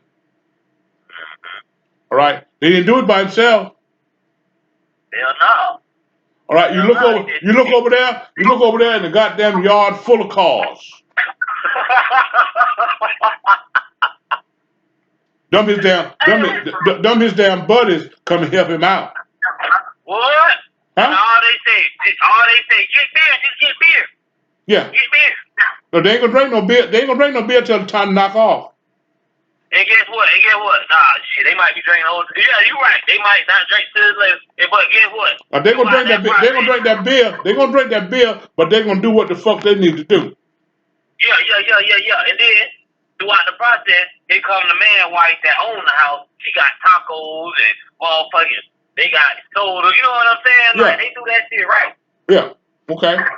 All right. You look at that. You look at that house. You look at that house now. I'll take a picture of it. I'll take a picture of it and send it to you. I'll take a picture of it and send it to you. All right. They gut this house completely out. Right across the street from me. Yeah. Guy named Fredo. Yep. That sounds like a Fredo or a Jose or a motherfucking a Miguel. They're looking for houses. They're looking for houses right now. They don't give a damn what kind of shape they're in. Nah, hell no. Hell no, they don't. Because they got buddies. They got buddies in plumbing. They got buddies that can wire a fucking house. They can rewire a damn house. They got license. They got license. And guess what they do? hey, Uncle Theo, it's another house down the road. It's open. Yeah. Yeah. They got electricians. They got licensed electricians. They got licensed plumbers. All right. Them motherfucker put a roof on my damn house in fucking 5 hours. Hey, they did that shit at my house too in Panama City after the storm, bro. They did that shit in like 3 hours, bro. Yeah. It was a motherfucker. I bet a goddamn case of beer. Them motherfuckers started at 7 o'clock in the goddamn morning. I done left the house to went to Lowe's to pick up the goddamn roofing. To pick up the damn roofing. I paid for the roofing the day before. I went there that morning to pick it up. I had a fucking problem at Lowe's, all right, to get that shit loaded on the fucking truck. By the time I got back to my house, them motherfucker was laying up on my damn house, sleep.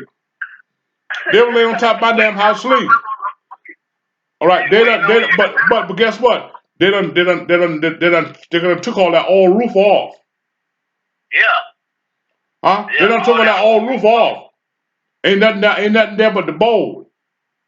Yes, sir. All right. I had to buy some board and the damn roofing. And I told the boss told me, said they'll be done by 2 o'clock. I said, you fucking crazy. You gotta be high. I told the motherfucking boss, I said, you fucked up, man. Okay, okay, my house on the inside is almost 2,000 square feet. So that means the roof would be more than 2,000 square feet. At least 21, 22. Oh, okay. Yeah. I said, them motherfuckers ain't gonna be through by no goddamn 2 o'clock. I said, they might come back and finish up tomorrow. I said, if anything, he said they'll be through by 2 o'clock. I said, well, how much you want to bet? One case of beer. I said, what kind? Budweiser. Duelo. Okay, I said, okay, it's a bet. We shake hands. Shit.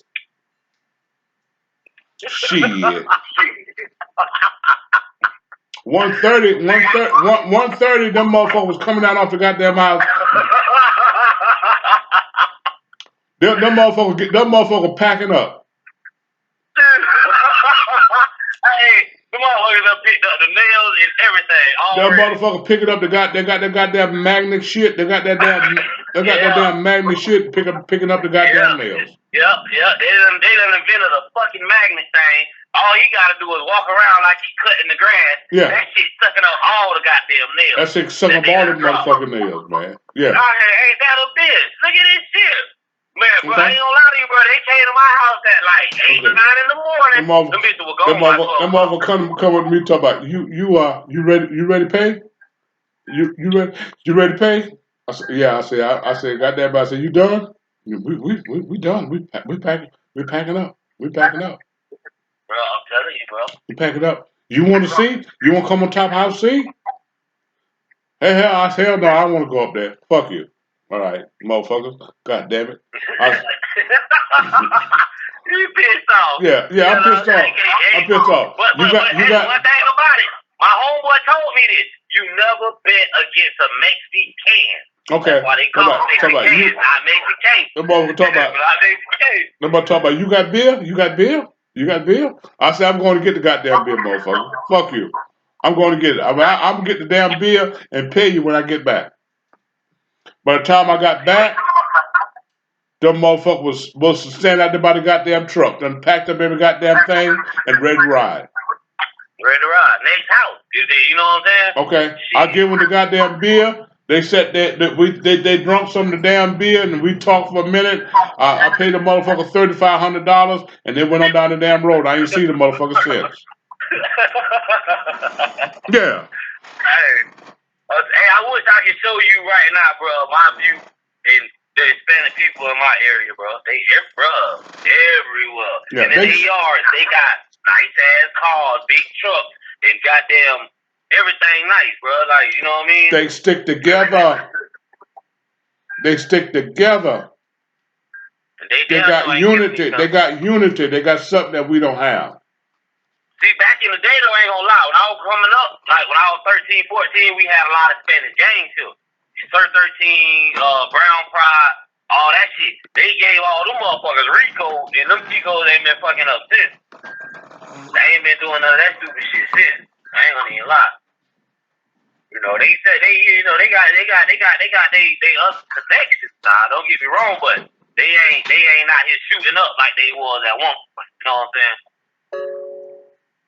So they were tearing this motherfucker up. Well, we got a lot of them here though, man. We got different kinds, man. We got everybody got but with it being Florida, man, you get a lot of Cubans, Haitians, Bahamians, all types of shit. Yeah. So they are different. They're different from us, and let me tell you something. The main thing that the difference is they care about the generation coming up under them.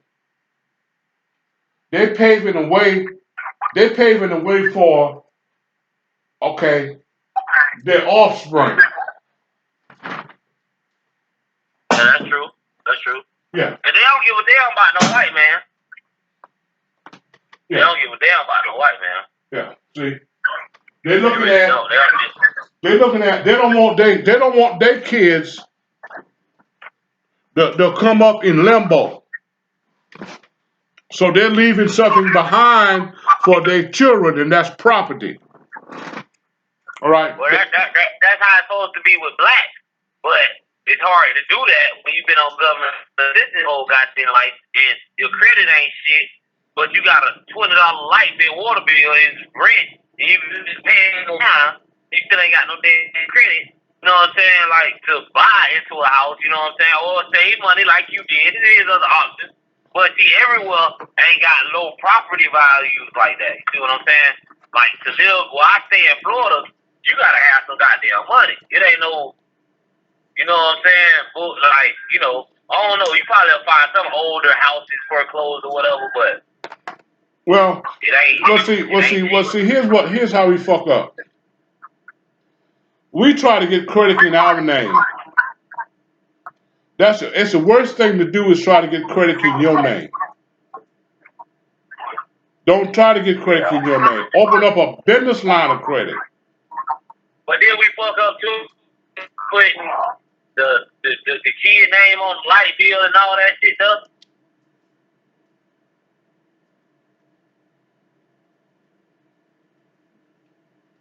You was around. Did that happen where you were from? When they put light bill names in the kids, when they put the lights in the kids' name. Yeah. Yeah, some of the kids' credit is already fucked up because they mom and dad have fucked up their credit because they couldn't get shit in their name, so they put it in the goddamn child's name. And fuck that up. See, that ain't right. Yeah. That happened during my time. See, that was so stupid. That was a poor financial move. And I can't really. They probably ain't know no better, but God damn. See, because they always told you. It don't affect your credit. It don't affect your credit. That's the goddamn lie of it, though. So you gonna give me food stamps with an $800 credit? With an 800 credit score, you gonna still give me food stamps? Well, because people that don't food stamp is poor. Anybody that's on food stamp, if you're on food stamp, you poor. But that's the statistic way of looking at it. No, that's to get the free food. No, that's what it is. If you're on food stamp, you poor. Okay, yeah, the general principle. Yes, yeah, you're right. You're correct. All right, because you can't afford to feed yourself. You need help surviving. Yeah. See, and that's how they knew that plan was gonna work, by putting everybody in a city instead of leaving them in the country to where you will learn to survive and do for yourself. And the government like that. The The government likes for people to depend on them. Hell yeah, that's how they. Cause you don't have cause you don't have no power. You don't have no power. Government don't really like rich people. Hell no, they don't. Cause rich people got power. See, but if you poor, you don't have no power. If you sitting back waiting on a check every month, or you living on subsidized housing, okay, or HUD, okay, or Section 8, all right, you poor. Without the government, you could. But without the government, you couldn't survive. So that means you ain't going against the government. That means you're not gonna stand up against the government.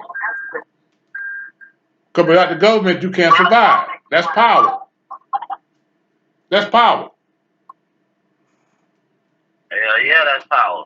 And that's why I say, like, I mean, it gotta be some type. See, I don't know, cause right now how they got it, it's kind of like blocked out to where you can unite unless you take that paper around to every state, every person. You know what I'm saying? Yeah, you can't do that. Just like the trucking industry. All right, the trucking industry is fucked up. I'm a truck driver. I've been trucking for 30 years. All right. I think that should be one of the highest paid professions in America. All right, but it's not because there's no togetherness. There's no unity. There's no love. Everybody is out for themselves. Yeah. Like if all y'all came, just like that plan you was saying, if all y'all put in $5 and for over a 5-year span or whatever, y'all can create $5 million, $6 million. That's a fund to fund y'all while y'all on y'all strike. That's a good ass plan. That's right. That's right. You got a motherfucker. You got something on your hands now. Now you got to force the record with. Okay. Yeah. See, but see, so the trucking industry is basically similar to the situation with black people.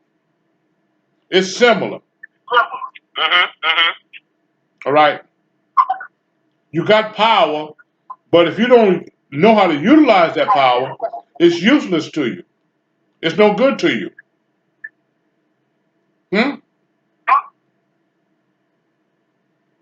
Yeah. See? Yeah. Because hey, you got the company drivers. That comes in all aspects of life. Yeah. Hey, you got the company drivers. All right. They ain't gonna shut down. All right, because that's their job. That's their job, and they got what? BILLS. Yes, sir. And the owner operators got more bills than them. The owner operators, yeah, because he's still making payment on that truck. Yeah, that's what I'm saying. He got more bills than the average company driver. So, right. You know what I'm saying? Yeah. It gotta be. See, my thing is I never understood. You get paid by the mile. Okay, all right, you get paid by the mile. Cause I was gonna try to go to Swift at one point and do my little driving through them and let them certify me and shit, right? But when I looked at the money, I'm making that money at home. So why the fuck I'm finna go? You making that money? You making that money and you home every night. Yeah, you know what I'm saying? Right. Like I looked into it though, but it didn't make sense to me. When I was out there driving after taxes, all right, not including my expenses, I was at $50 an hour take home. All right, well now I was making $25 an hour. That was my net. I mean that was my gross. Yeah. But when I look at my net, it was basically $15 an hour. Well, actually, I don't mean to cut you off, and I don't mean to rowdy you, and I don't want to make nobody mad.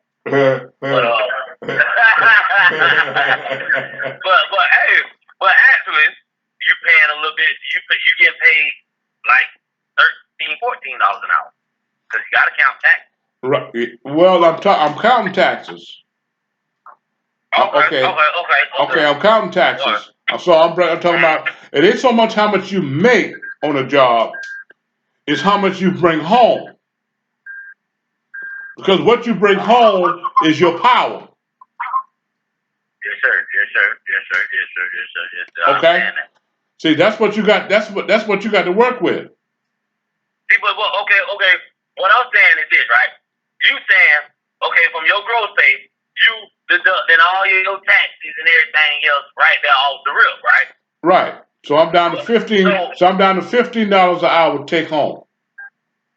Okay, so it's no way possible with you. Yeah. So you down to 15. Okay. Oh, all right. I'll use me for example. I make $20 some an hour. I make 70 something an hour, right? I'm a filler operator at Tropicana. But due to taxes and everything else, because it's gonna come out. Really, my pay down to like what 19, 18 and a half. Well, taxes is taxes is about 40%. 40% of what you make basically go in taxes. So, but then I got a fucking state tax, a store tax, a property. I got goddamn well. That's what I don't understand. It's a tax for every damn thing. I remember one week I ran real hard and I made $2,500 that week. That was my gross. In a week? Damn, where you went at? Alaska? No, I ran hard. I made $2,500 that week. All right. Matter of fact, I made a little bit over $2,500. I can show you the pay statement. All right. After I paid my taxes. After I paid my taxes, I was about 18. Okay, I net 18. Damn. So that means they took 700 from me. I know, that's crazy as fuck. Now, I got another deduction because I got to deduct my expenses while I'm out there. Because I gotta eat and survive while I'm out there, right? I'm out there 5 to 6 weeks. I'm out there 5 to 6 days a week. Yeah, $10 burgers and no soul food. Right. So I'm spending about 100 to 150 out there a week. Just in food. Damn. Just in food. Bad food at that. Bad food at that. Yeah. Yeah. Yeah. Okay. See. Yeah. It's different when you go get the groceries. It's a little different. So you gotta weigh everything out. Okay. So the owner operators are saying, okay, the owner operators saying, well, I'm getting good loads. This boy over here said, goddamn, said, I can hardly survive. I'm not getting good loads. Every time I look on the board, I'm seeing cheap ass loads that I'm not gonna pull. See? So in every company, it's a board that you can look at. Well, it's a board that you can look at for owner operators, not the company drivers. The company drivers is dispatched by the company. Oh, okay. Okay, the owner operators got to find their own loads. The company drivers don't have to worry about finding a load. The company is going to find them a load because they need to keep them moving. Well, how that makes sense then? If you trying to lease a truck, because if you got to find your own work, you still got to pay for the damn truck too. Well, if you're leasing a truck, yeah. If you're leasing a truck, you got to lease that truck on to somebody so they can keep you moving, or you got to find your own loads. Okay, I see what you mean. But still, in that case, they got a biker party. In that case, then that's like what you said in your other video. They could pay you what they want to pay you. If you're doing a lease purchase, you don't know what the confirmation was on the load. Yeah. So what a lease purchase driver is actually involved in is the company that he is that the lease purchase is through. That particular company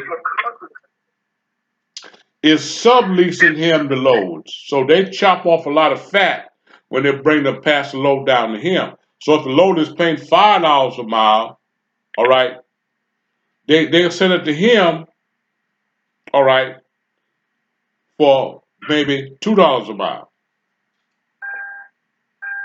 They're making $3 a mile, and they don't have no expenses other than the office, because all the operational expenses, permits, all right, taxes, highway usage taxes, IFTA, all right, insurance, bobtail insurance, cargo insurance, workman's comp insurance, all right, is he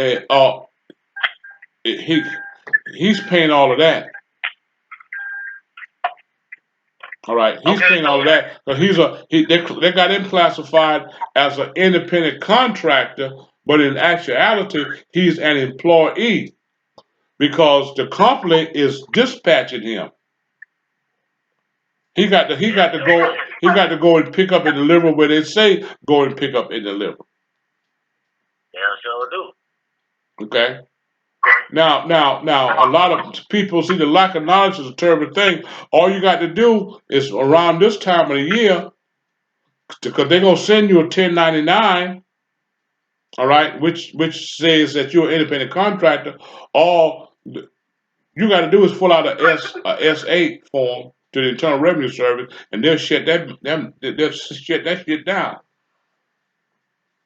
Because you don't have no control as a lease purchase driver. You don't have control over the freight. You can't get a load off of the board. You can only get a load from your company that you're doing the lease purchase with. You can't find your own load. You can't find your own load. So is that a way for y'all to like hold their feet to the fire? If you do a S8, yeah. Because you're not an independent contractor. You in actuality an employee. But they got you classified as an independent contractor. Okay, if I'm a real independent contractor and I'm doing a lease purchase, I can find my own load. I don't have to pull what you say I need to get. I can find my own shit. Yeah, that's true. Hell yeah. So you ain't never think about hot shotting? No. You say no. No. I mean, I used to watch that though, like trucking wars and shit like that. Like how they used to get bids and then have to drive across country. No, I don't want a hot shot. I don't got too old for that shit, man. I'm 16 years old. Well, no, I ain't talking about now. I was just saying, ever throughout your career. No, I feel. No, I mean most of my money being a company driver. And that's pretty good, as long as the company ain't with the bullshit. No, the company ain't a lot, got a lot of bullshit with them. Most companies got some bullshit with them. Trust me. Yeah. Yeah. Mm-hmm. See, but truck drivers to me, they like, you know what I'm saying? They got their moves about themselves, cause they always by themselves. You know what I'm saying? Like I ain't gonna say always, but majority of the time they by themselves. So they the type of people that everybody's stupid, they smart. You feel me? Like, hey, ain't gonna lie, that's how they be. That's how they come on to me sometimes. I used to work at a warehouse. I used to have to talk to a lot of truck drivers. And some of them was cool. Some of them was like just stuck in their ways, older. You know what I'm saying? Like just load my truck, roll my cigarettes. You know what I mean? God damn, bro. Yeah. Yeah, man. See, but everything is there in the trucking industry, just like it's there with black people. Everything is there. We just got to put it together. And to put it together, and to put it together, you got to come together. All right. You got to get on one accord. Yeah. I agree with that. And until black people come and get on one accord, until the trucking industry get on one accord, things gonna stay the same, and they gonna change. All right. The trucking industry has changed before it became black. The trucking industry is not gonna change. The trucking industry is not gonna change because you got a new breed of drivers. You got a new breed of drivers. They ain't gonna stay. Them damn new drivers. A lot of them new drivers out there, they ain't gonna stay on no goddamn road no 2 or 3 weeks, at a damn time. They ain't doing that. And they don't understand personal commodity. No, they don't know. They don't understand. They don't understand that. All right. That nigga that strapped out. Hey, you can't drive no fucking 200 miles on personal commodity. That nigga about that. Hey. No, you can't do that. So how the hell she didn't know that? How she got her license and didn't know that? But you can get licensed. You can get licensed now, and not know shit. Just like you can get a high school diploma, and don't know shit. There's a lot of motherfuckers got a high school diploma and can't hardly read. True. Huh? True. There's ways to do shit now. Yeah. So she could have really got in trouble for that. If she'd had a wreck, she'd have been fucked up. Yeah. If she'd have got stopped by the DOT, she'd have been fucked up. They'd have put her out of service. And put you out of service mean what? You can't operate the truck till you got to take a 10-hour break. Oh, okay. Yeah, you got to take a 10-hour break. So her main thing was getting home to have that extra day. Her main thing was go get to the house. She wanted to go home. Yeah, that's what I'm saying. She didn't give a damn. She didn't give a damn about nothing. She wanted to go home. Yeah, and I can understand. I can understand being a truck driver. I can understand.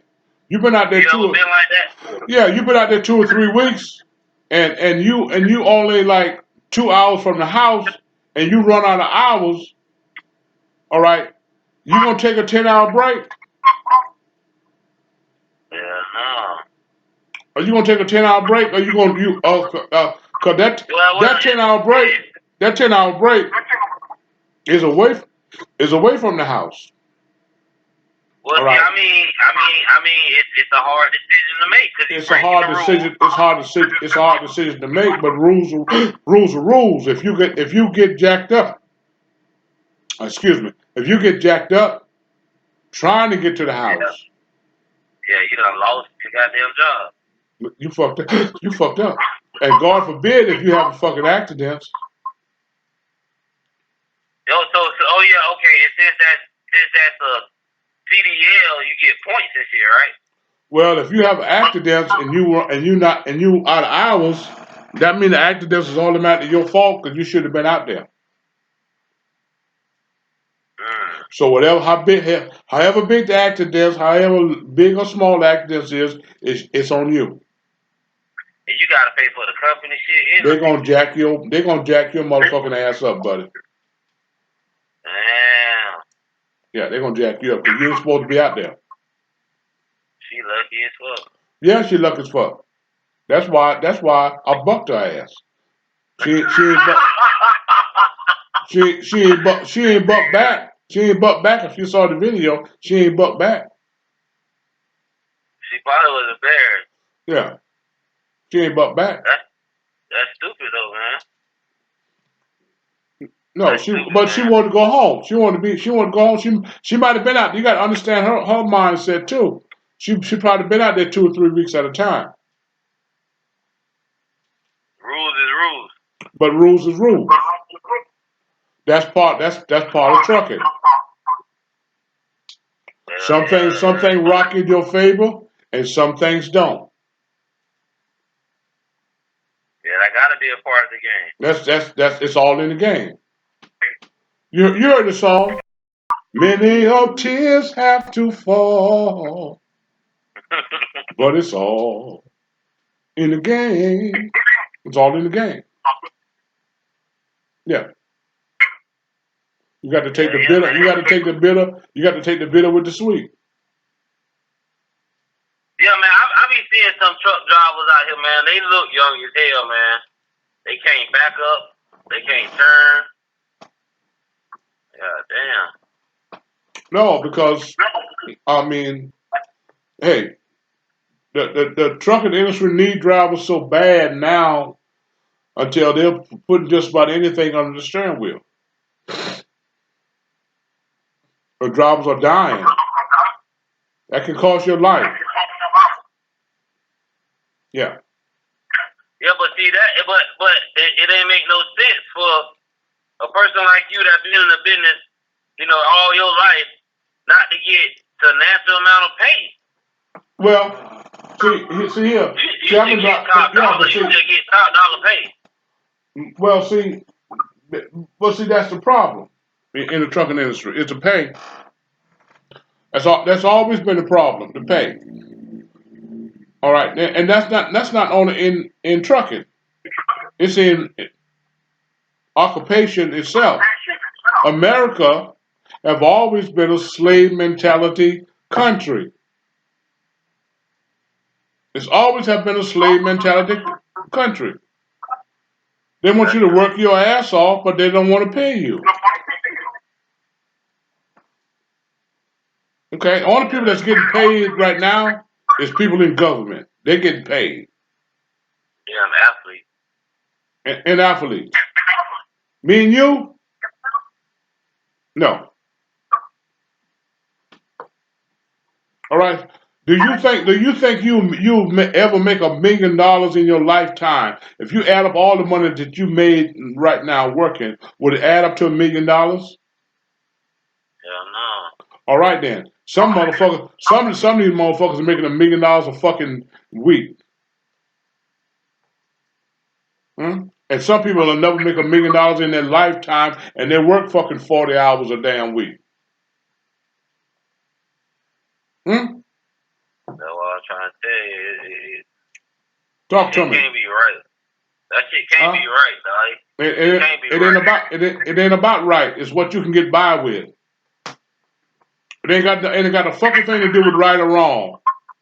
In this country nowadays, it ain't got a fucking thing to do about right or wrong. It's what you can get by with. It's what you can legalize.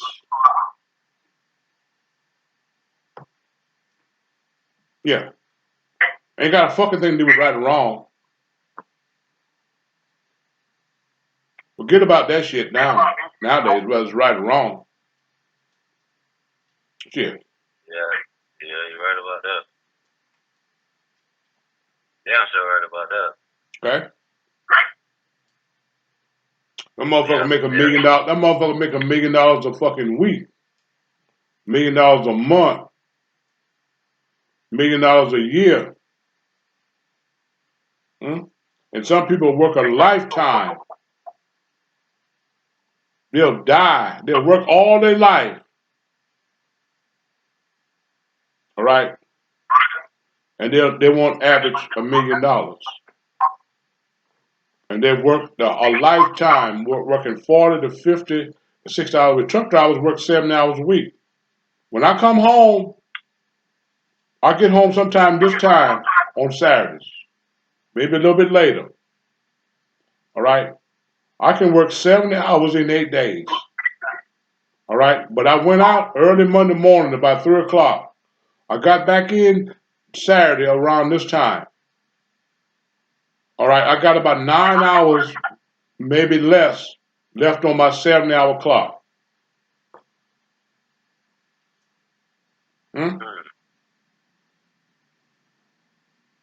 Yeah. And I probably made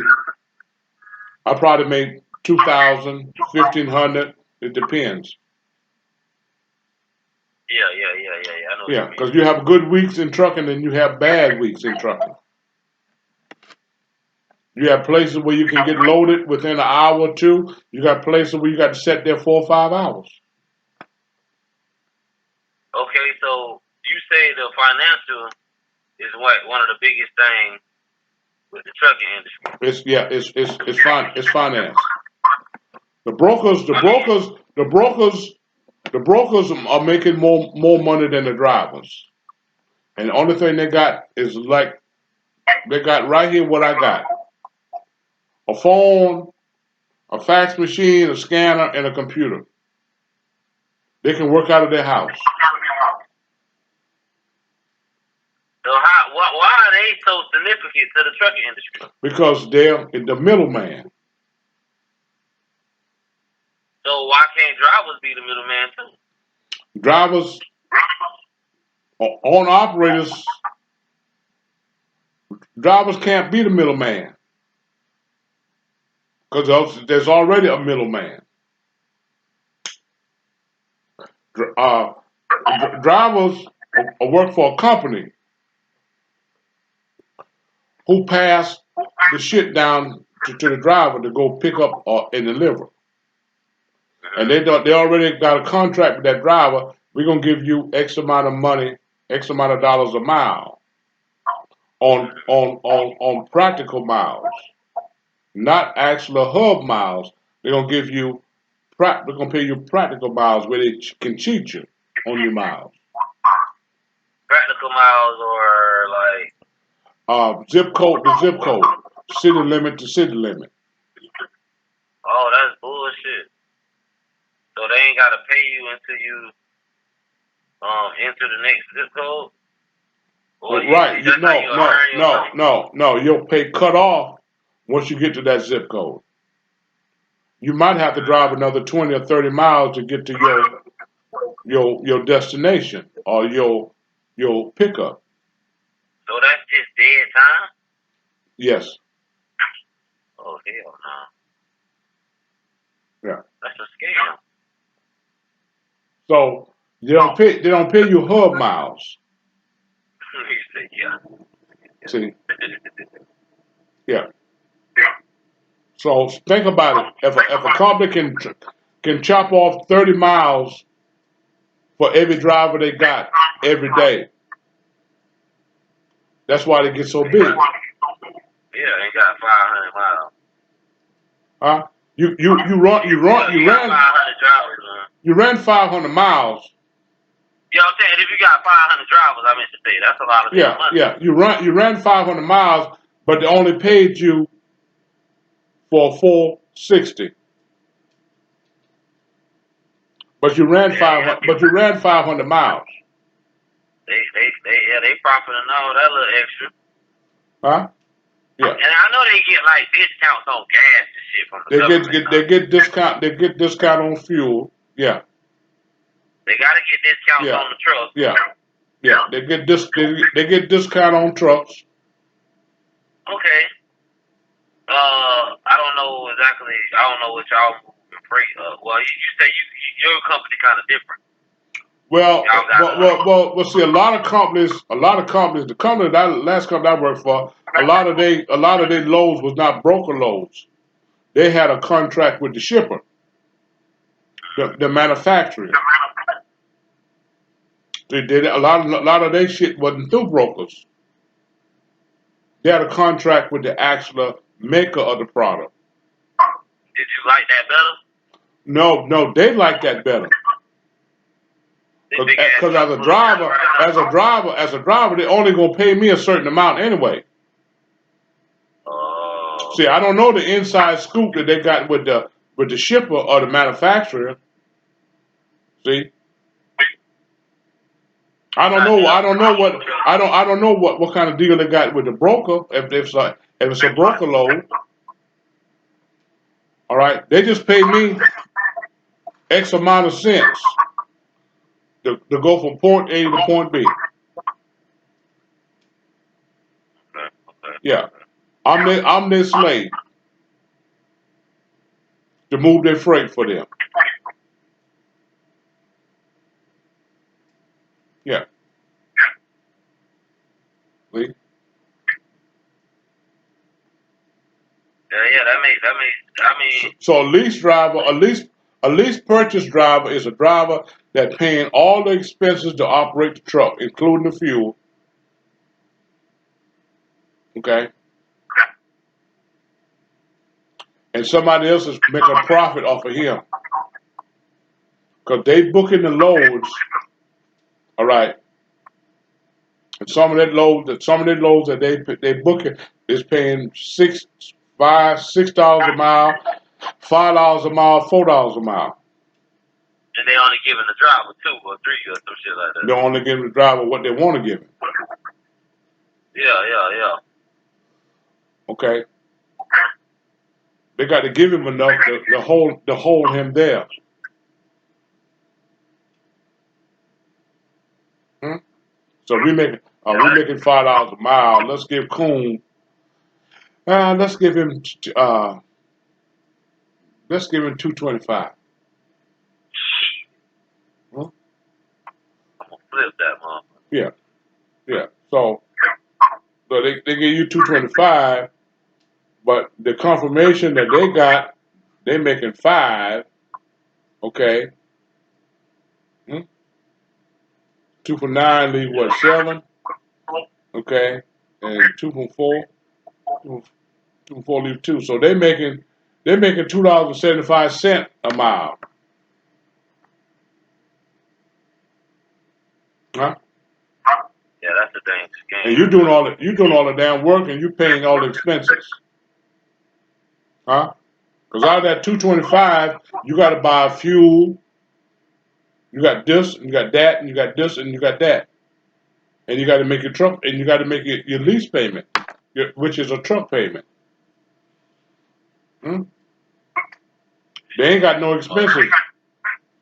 They set that lot of them sitting at home like I am now on that computer. I mean, so what the hell? I mean, okay, to combat that, like you said. Yeah. You know. And they can drink. And they can drink and smoke weed while they sit at that damn computer giving you that fucked up shit that they send to you, the hall. Shit. And they got that bitch sitting on the damn lap with the dick up her ass. Huh?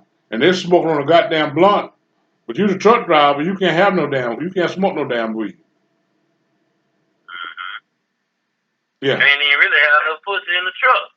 And with my company that I was driving for, I couldn't even ride nobody. I could ride a dog, but I couldn't ride a human. I could have a dog or a cat in the truck with me, but I couldn't have a gal with me. Shit. I couldn't get no pussy until the weekend. Shit, fuck that shit, man. Fuck that. Fuck that. Yeah. I can't even drink a beer. I can't even drink a beer. On your 10-hour break? Well, I got to make sure that it's 4 hours between drinking a beer and coming on duty. Well, shit. As soon as the 10-hour break start, I'm slamming one. Yeah. But see, the truck stops a snitch on you. All right.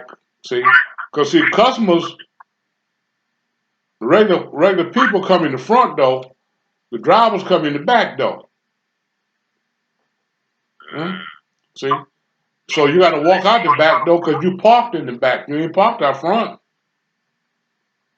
Yeah, motherfucker be all in your business. Motherfucker be all in your goddamn business. Yeah. So that truck stop life, like what that's like? You don't like truck stops or what? Hell no, because a lot of times there ain't no parking. What? A lot of times there ain't no parking. A lot of times you got to pay for parking. Yeah. Yeah. And another drivers, you got poor ass drivers, they'll steal shit off your damn truck. Y'all should have y'all own part, bro. Trucking should be looked at as that's a pioneer way of America. They don't give a fuck about truck drivers. Don't give a damn about truck drivers. They don't let blacks into it, huh? Well, it's not so much being letting the black people into it. Is that the federal government have taken over truck driving. The federal and state government have taken over truck driving. See, the government always going to be around when there's large sums of money to be made. See, that's why they had to kill Jimmy Hoffa to get him out of the way. See, Who? Jimmy Hoffa. Oh yeah, Jimmy Hoffa. Yeah. He never was found. He disappeared. He offended, huh? He out of here. Nobody don't know. He was at a restaurant, and he disappeared from that restaurant, and ain't nobody never seen him no more. Yeah. All right. He regulated the trucking industry. Right. He could say, all right, fuck y'all. We'll shut down. And every motherfucker will park their damn truck. Oh, he'll do that. He had that power. That was too much power for one man to have. Hey, that's how I be feeling, ain't it? Huh?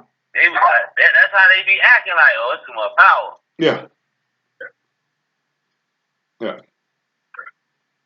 That's crazy, man. They cracking, man. That's why I say it's another hierarchy. That's calling all the shots. Oh yeah, that's why scripture tell you. One thing Paul wrote that I can agree with, and it makes sense. All right, that there are wickedness in high places. Yeah, and that's what we're dealing with now. We're dealing with wickedness in high places. Yeah, look at Putin. Look at Putin killing all the people over there in Ukraine. All right. Look at Biden. Look at Biden. He had classified documents that was 6 years old that he had done took out of the White House under the Obama administration. All right. Same thing with Trump.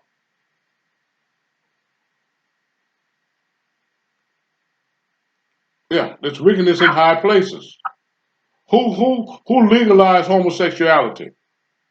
Obama opened the floodgate for it. Biden came along and put a cap on it. One of the first bills that Obama signed was a Non-Discrimination Act. Now, I thought that would help me because I'm an ex-offender. But it wasn't about that. It was about protecting the LGBTQ. Okay, the Equality Act. It was about the LGBTQ. All right? Okay, now he just signed where you can get married. All right? Two men can get married. And then nothing nobody can do about it. You can't deny them a marriage license. Two women can get married. You can't deny them a marriage license. You can't deny them employment. All right. I don't give a damn what your religion is. If they want something, you got to get it to them. That don't make sense, though. That's the thing. Well, yeah, but it was sanctioned by the government. The government is our leaders. If the leaders is jacked up, so will the people. Right? Yeah, so that's what I'm saying. Like, okay, if they was able to do that shit, it gotta be a way, bro, for us to at least ask for territory. All right. Well, when I lived in Atlanta, in the 90s, all right, the consensual age was 16. If you were 16, whether you were male or female, you were considered grown. The government passed that a grown man can fuck a 16-year-old gal. All right, they benefit from that too. That's dysfunctional. All right, yeah, but a consensual age in Atlanta is 16. That's why they couldn't jack Eddie Long up. Because the boys that Eddie Long was fucking was 17 and 18. Huh? Yeah, they could only sue him, okay, but they couldn't put him in jail. See? Because the consensual age in Atlanta, in Georgia, is 16. You can go to Atlanta, Georgia right. You can go to Atlanta, Georgia right now and fuck a 16-year-old gal, and there's nothing they can do about it.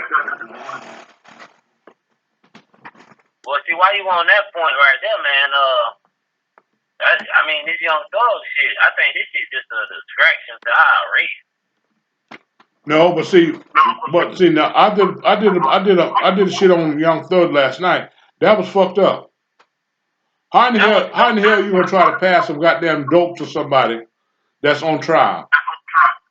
That's why I was saying what I'm saying. That shit there, man, we shouldn't even be entertained by that shit, because that's stupid, man. That man up there doing stupid shit. What you just said the other day about Martin Luther King, injustice somewhere. What? How you said? Injustice anywhere is a threat against justice everywhere.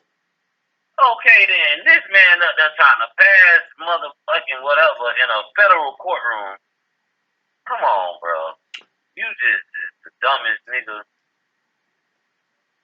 Yeah, but see that's what you got. That's what you got. That's what you got now with these beta males. They think they're slick. They think they're smart.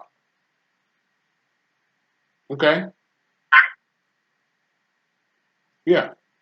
And then he's a down to earth YSL member. Okay?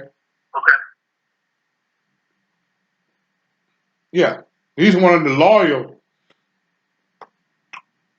YSL members. All right? So my captain wants some drugs. I'm gonna try to get it to him. Nigga, not in the damn courtroom. Well, he thought he was slick enough to get that shit through. Huh? That sounds like some shit, Young Thug. And that's the third time that shit didn't happen. Okay, so you know everybody watching. It doesn't happen twice. You know everybody looking. Oh, I say that's a shit show, man. I mean, how dumb can you get? How dumb can you get? He really talented too, man. That man can really rap. So he got some real good. But he won't rap. He won't be rapping much longer because they're gonna lock his motherfucking ass up for a long time. Yeah, what he get charged with? Murder or racketeering? Racketeer, all kind of shit, man. They got all kind of charge on that damn boy. They got all kind of charge on that boy. And his damn compadres, the damn members is turning on it. They snitching. Yeah, I got a problem with that. I got a goddamn problem with that. I got a problem with that. Y'all in them videos throwing that money, fucking them hoes, and you think stuff, drinking that liquor, got them ugly ass clothes on, and now, you don't want no part of the shit. Well, when it come down, and let me tell you something. When you in that interrogation room with that white boy, and that white boy tell you what the fuck they gonna do to your ass, huh? Yeah, it get real. How many goddamn years you gonna spend in prison? Now, if you cooperate, all right. Now, don't get me wrong. It get real. It get scary. I done been all right. I done been facing time. Okay. But I'm just saying though, if I'm with the shit, you know what I'm saying. If I was with it when it was hot and popular and rocking, hey, you can't just jump ship because you know what I'm saying. Well, no, you can't just jump ship. But okay, now look at Gangster Williams. If you guilty, like if you know you ain't did shit, then it's like, hey, bro, I can't take your lick for you. But If you guilty, then nigga, you call well, you know what I'm saying? All right, okay, But look at. Jason Williams. All right, look at Lil Boosie when he got pulled over on the side of the road for speed, and they found a gun in the car. What the fuck Boosie take? Say, I'll take the weed charge. He said he didn't say I'll take the gun charge. They found the gun. They found the gun over there on the passenger side, but it still could have been Boosie's gun. Yeah. But Boosie said, "I'll take the weed charge." Huh? Gangster Williams been in prison for 23 years. And they said, look, gangsters, say, if you help us solve these murders, we said we'll give you a break. Huh? Yeah, I'm out of The people that he snitched on were dead.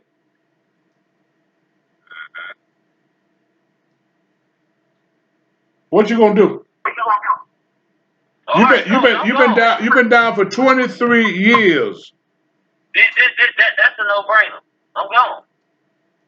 All right. I'm gone. I don't give a damn what nobody got to say to me. Right, but you still snitch.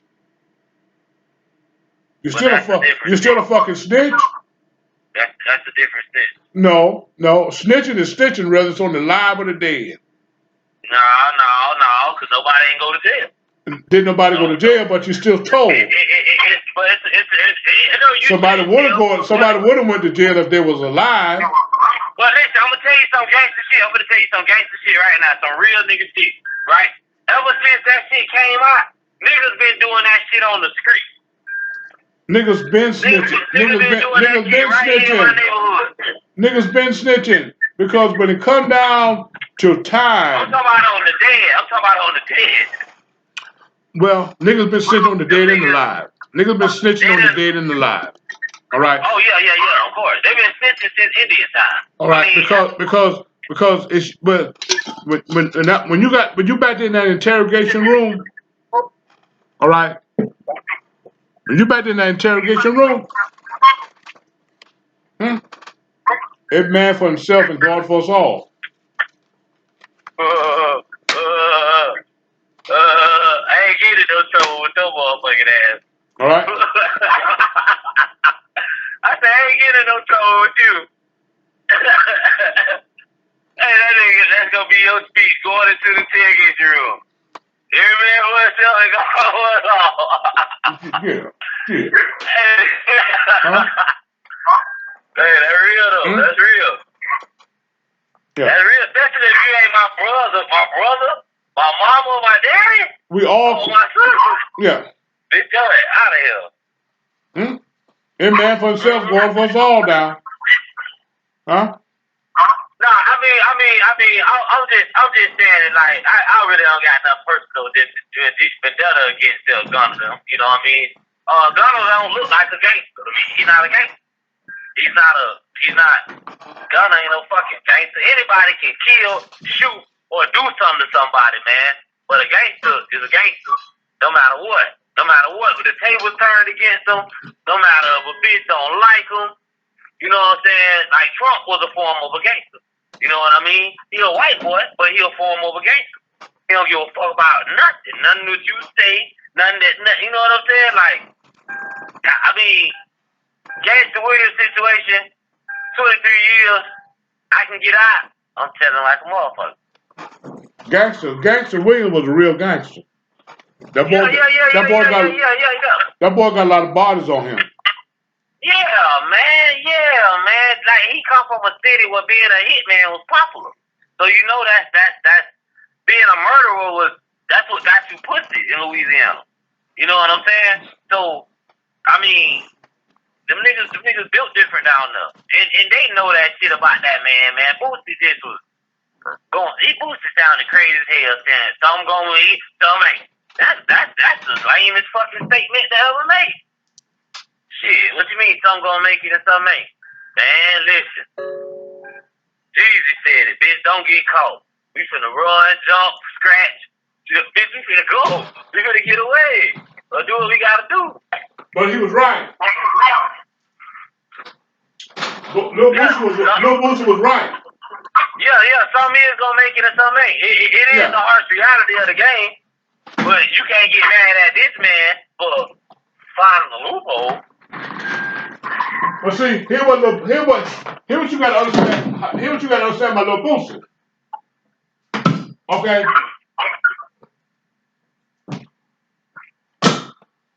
Lil Boosie had a 15-year-old boy as a hitman. He had a 15 or 16-year-old boy as a hitman. All right. Yeah, I know. Yeah. Little Mike Marlowe. Okay. Little Michael Marlowe was his hitman. And Little Mike Marlowe was going to turn state evidence, but Boosie threatened his damn family. Matter of fact, they killed one of his family members. They killed one of his family members. So now you better shut the fuck up. You better not tell. All right, so Lil Marlowe's sitting in prison right now. Lil Marlowe could turn state evidence right now. It ain't too late. Because he was a hitman for Boosie. Yeah. All right, but Lil Marlowe laid down.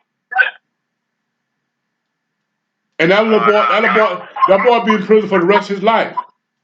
That boy, he ain't lay down. That nigga has, you know what I'm saying? Well, he took the charges.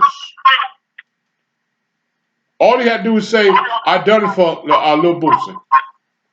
That's all he had to say. He killed Lil Boosie, baby mama brother. Yeah. Boosie was there. Yeah. Boosie admitted to it in a song that he killed him. Yeah. Boosie admitted to that shit. He killed that nigga. See? All right. So that's why you talk about some of us gonna make it and some of us ain't. That's why you say that. That boy was getting ready to turn state evidence against him until some shit started happening. And he changed his mind. And that's how Boosie beat that murder charge. Because Lil Marlowe wouldn't testify against him. No, I heard you now. You was very, very open with this whole Duke the Jeweler case thing. And on a lot of points I agree with you. Boosie just needed to shut the hell up. I mean, you stuck between being trying to be a star for social media and actually trying to portray a boss figure like you say you is. You know what I'm saying? Like, like you say, a boss ain't gonna talk about nothing like that. A boss ain't gonna get it. A boss don't want to be in the limelight. Bosses don't want to be in the limelight. He keep running the Vlad. Vlad got some shit going on. Vlad worked for the police. Mm-hmm. Vlad is a government agent with a platform. Exactly. Yeah, he's a government. Because if they come to him, then he gotta cooperate. He gonna cooperate either way. Of course. If he was an agent or not. Yeah. And you don't hear nothing more about no more about Duke the Jeweler. You don't hear nothing about that. You don't hear nothing else about that. Ain't nobody talking no more about Duke the Jeweler. And that was just a messy job, bro. That was a messy job. All right, now they caught Takeoff Killer. Yeah. They caught Takeoff Killer. But what about Duke the Jeweler? Ain't nobody even talk about it. It's like it's forgotten. Well, Boosie doesn't guilty anyways because he said what they say. Well, I don't know. That shit might not have been true. When they were like he had to go spend money to get the chains back, some shit. But you know how people just be talking, so that's what that shit you gotta watch.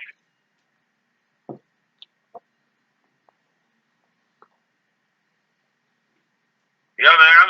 I mean, it's pretty fucked up out here, man. It's pretty fucked up out here, man. Only thing we can do, man, is try to build our, try to empower blacks to move more toward, owning some shit or some type of power or some type of territory. I don't even think at this point we should even go after changing their legislation. Well, bro, I'm gonna tell you something. The white man don't want to wipe black people out. The white man is not out to wipe the white black people out. He like having us around. All right. What he wants to do is keep our numbers down. If he can keep our numbers down, he can control us. That's what he's focused on now. Keep our numbers down. Keep our population from growing. That's his overall objective, to keep our population from growing. Hmm? Yes, sir. Yeah. And he plant that in marijuana. All right, quit smoking marijuana, quit smoking weed. There's something they're putting things in weed right now because they're manufacturing it. The weed that you're smoking now is not the weed that we were smoking in the 70s and the 80s. The weed now have something in it to slow your productive system down. See, that's the white man overall objective, is to keep your numbers down, to keep your reproduction down. Why do you think prostate cancer is so high in among black men? Why do you think abortion is so high within black women? Black women abort over 200,000 babies a year. Hmm? Why do you think they don't want the black man in the home?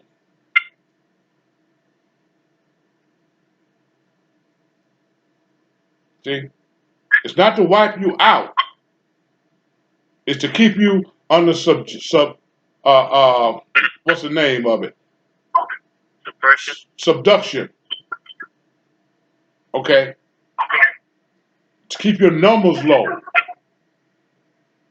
Why black people have the lowest population in America? Multicultural outnumber black people. And they're still coming across the border. Yeah. White people outnumber us 4-1.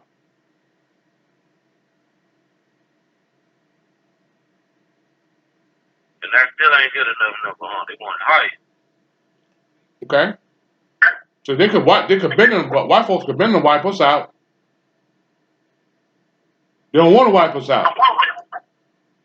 They love having us around. Because we are their biggest entertainers.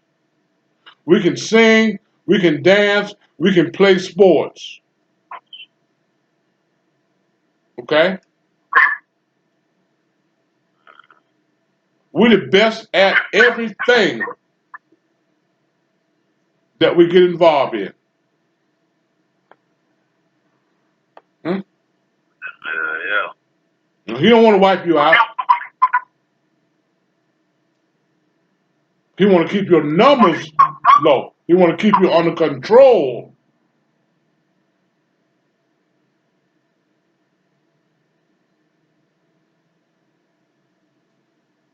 So he used certain substances to keep you under control.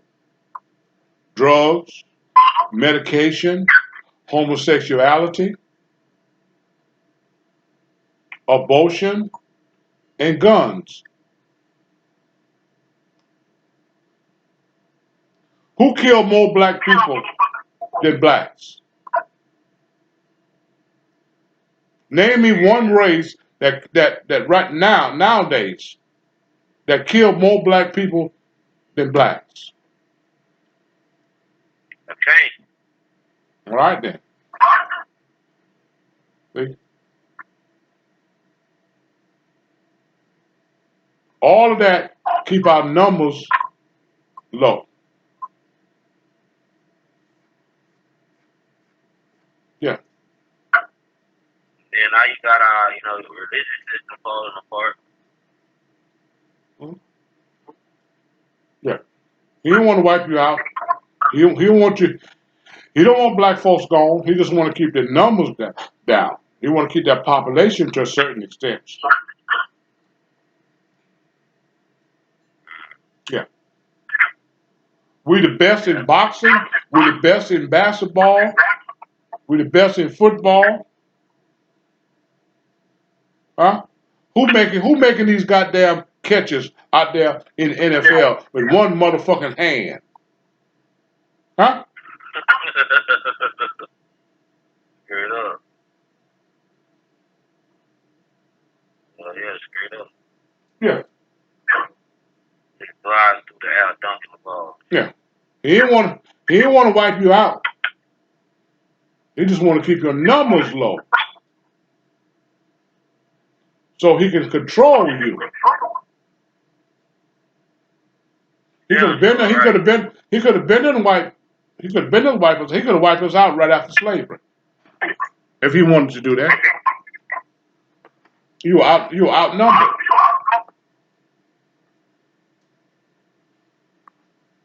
Yeah. But I think people grew to love their slaves though. Huh? I think people grew to take a liking to their slaves, love. Well, yeah. Well, shit. A lot of slaves was granted like property and land. Yeah. But sure was. it was later too. And they came back and took the land with property taxes. When they created the Buck Act. Yeah. When they created the Buck Act. Research the Buck Act. B-U-C-K. Yeah. All right. Okay? They came back, and before you know it, that motherfucking revenue man knocking on your damn door and telling you owe property taxes. You didn't know nothing about property taxes. Most black people was uneducated. They didn't know nothing about no damn property taxes. So they had to sell off some of the land to pay the property taxes. Yeah. End up getting behind at one point. There you go. All right. So the law in property taxes, if you don't pay your property taxes, they can take your shit. Yeah. But yeah, a lot of people was given the 40 acres of land and the mule. The mule died. The mule only lasts for about 10 to 20 years because you working so fucking hard. Yeah, one mule for 40 fucking acres. Yeah. You need goddamn about 3 or 4 mules to farm 40 acres. For real? I don't know shit about farming. Well, you kill a goddamn mule and you run it and try to farm one mule, try to farm 40 acres. You kill a goddamn that mule won't last no more than about 5 years. Yeah, because he's walking, right? Yeah, pulling the plow. Yeah. He gotta turn that ground. He gotta pull a goddamn turn plow. You gotta turn that ground. Yeah. Okay, shit. You need about shit for 40 acres of land. You need about 5 goddamn mules and a damn horse too. I heard you say, your adopted father used to work that motherfucker with one hand. Yeah, he could run a plow with one hand. Yeah. He was an excellent plower. But that's what he had to do. My adopted father was born in the 1800s. No. Yeah. Damn. Yeah. My adopted father was born. My adopted father was born in about 1865. Did he talk a lot? Huh? Did he talk a lot? Yeah. Cause they say a lot of older men didn't talk a lot like that. No, my doctor father loved to talk. Yeah. Yeah, he talked a lot. 1865. Well, the first invention, the first patent the first invention that was given to a black man was in 1821. Yeah. The dude that he invented the dryer, the washer, the dryer. Yeah, my Dr. Father was a great man. Damn, he was born in the 1800s. Damn, that's crazy. Yeah, my Dr. Father was born in the 1800s. Damn, my Dr. Father had 6 wives and 42 headed kids. And how many? 42. No, man. Yes, he did too. So he had 4 wives and 42 headed kids. Now, some of the kids that he had, they wasn't by his wives.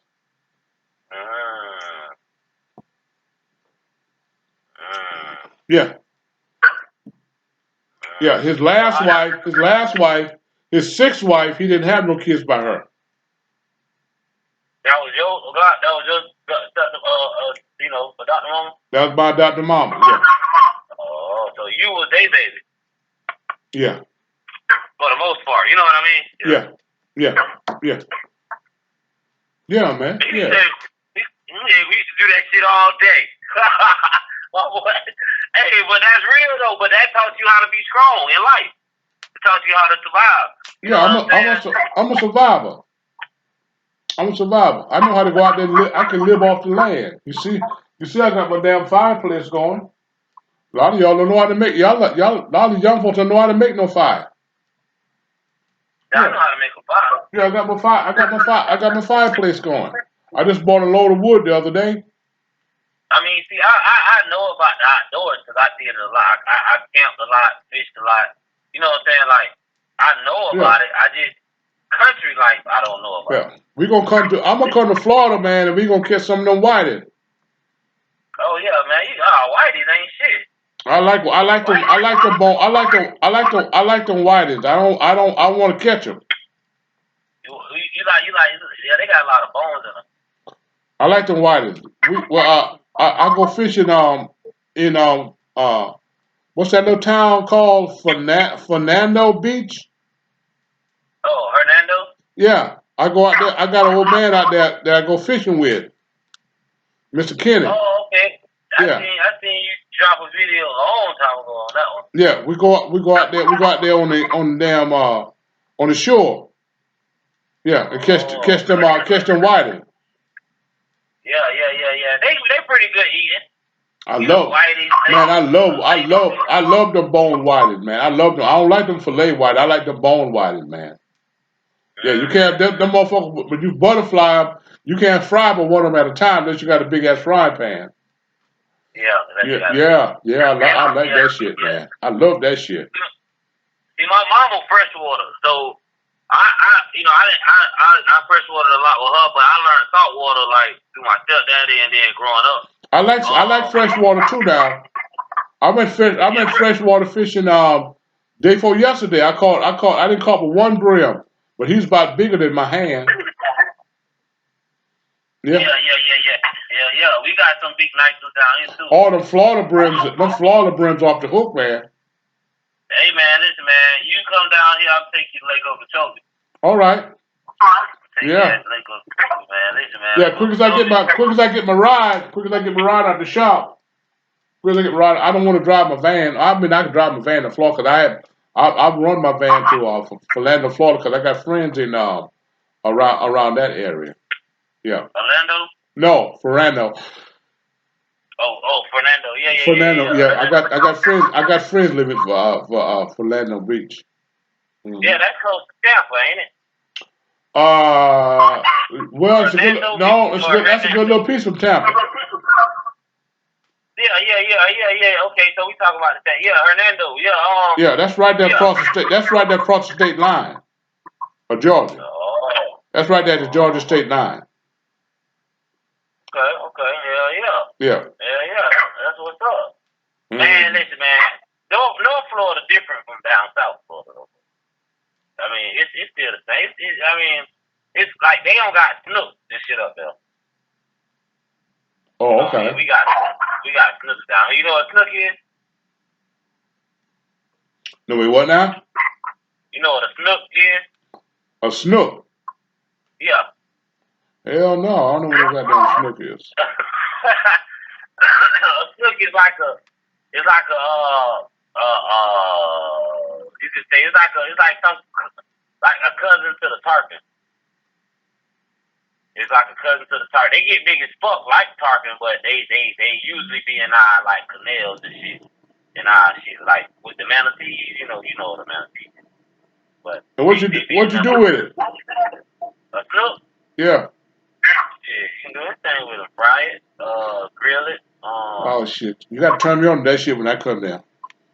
Yeah. Look, man, look. I think it's a certain time of the year before to catch them. But they big, aggressive ass fish. They're aggressive as fuck. Like they fight. They'll pop your line if you ain't like. Cause they got some sharp ass things on their neck. They'll pop your goddamn line. Okay, so there's something like. Cause we got something here called an alligator. We got something here called an alligator gar. Yeah, we got them too. Them motherfuckers raise hell, boy, when you hook them goddamn. Them motherfuckers. Yeah, they raise hell. When I hook one, I cut my motherfucking line. Yeah, you going about your goddamn business. You going about your damn business. I'm sorry that I hook you. You going about your damn business. I don't want to fuck with you. Yeah, that's how I do with saltwater catfish. I let their ass go. And, Now, but I got a man. Now I got a man here in Columbia that he'll take every damn catfish you can bring. I don't give it a saltwater cat, or either freshwater cat. That motherfucker take every one you can bring. Yeah, I mean they ain't bad eating. You just gotta clean them really good. Well, if they're big enough, you go and fillet them out. You ain't got to skin them. Yeah, that's true. You fillet them out. Now, if you're gonna make catfish stew, then you might want to skin them. Yeah, you might want to skin them. Yeah. I mean, but other than that, man, there's all kind of shit down here, man. In Lake Okeechobee though, you can't throw catfish back once you get it. That's the people. Oh, okay. There's too many of them motherfuckers. There's a bunch of them, you know. In Okeechobee, hell yeah, Lake Okeechobee got, man, they got tarpon in Lake Okeechobee. They got fucking snook in there too. Like they got they was able to take fish from the Gulf and put it in there, and they survived. Wow. That shit crazy, ain't it, bro? They survived in that shit. They colors changed a little bit, but they survived. They got, she got like 4 or 5 different species of turtles. That's the biggest lake in the world. Like, well, Florida. Wow. You can't even see crows. Man, I'm planning on coming down there, man. Once I get my car at the shop, I should have my car at the shop next week. Yeah. But I don't want to drive my van. I mean, I got my DJ equipment and all that stuff in my van and shit, man. 'Cause I'm a DJ too. Yeah. And so no, I want to drive my ride, man, because my damn ride got cruise control on it. My damn van don't have cruise control. It depends on what you like. Like, I might drive my van. I might drive my van because I like to fish. Yeah, I love to fish, man. I love to fish. Fresh water or salt water. I don't give a damn. I got rods for both of them. Yeah. See, well, I stay here in Florida. I'm right on the water. I'm right under St. Pete. Oh shit. I'm right under St. Pete. I'm in Bradenton, Florida. I gotta hit you on the weekend. I gotta hit you on the weekend because you work during the week. Yeah. But even if I work overnight, so you know what I'm saying. I get off at 7 in the morning. I usually be up for a while. Oh, okay. All day. I'll be up all goddamn day, and But I mean, shit. I really at my job we don't get no days off. You know what I'm saying? We gotta work 14 days straight before we request 2 days off. Damn. Yeah, man. Tropicana, man. Wow. They don't give a damn about nothing. This goddamn juice go all the way around the world. They don't give a damn about shit. If you in Africa right now drinking Tropicana, it came from my department over here. Wow. Especially if it's orange juice. We the only company in the world that manufactures these sizes. The gallon, in the 89 ounce, in the 6 ounce, in the carton. Wow. They go to all the schools. Yeah, man. I didn't think it was that serious and shit, but it is like it's like Tropicana. Real motherfucking Tropicana. It's the only plant. The other one they just closed down. Wow. So you know what I'm saying. I like it though. They got great benefits. You know what I'm saying? Shit, you put in a good 20, 30 years here, you'll walk away with $400,000 check. Oh, okay. Yeah, hell yeah, man. They got good goddamn benefits. Everything, man. Where Amos at? I ain't heard him. Man, that nigga want to go. Can't turn down no dick stuff. Huh? I said he can't turn down no dick stuff. Oh, okay. That nigga, that's crazy, man. Hey, man, that's man. That nigga, that's true.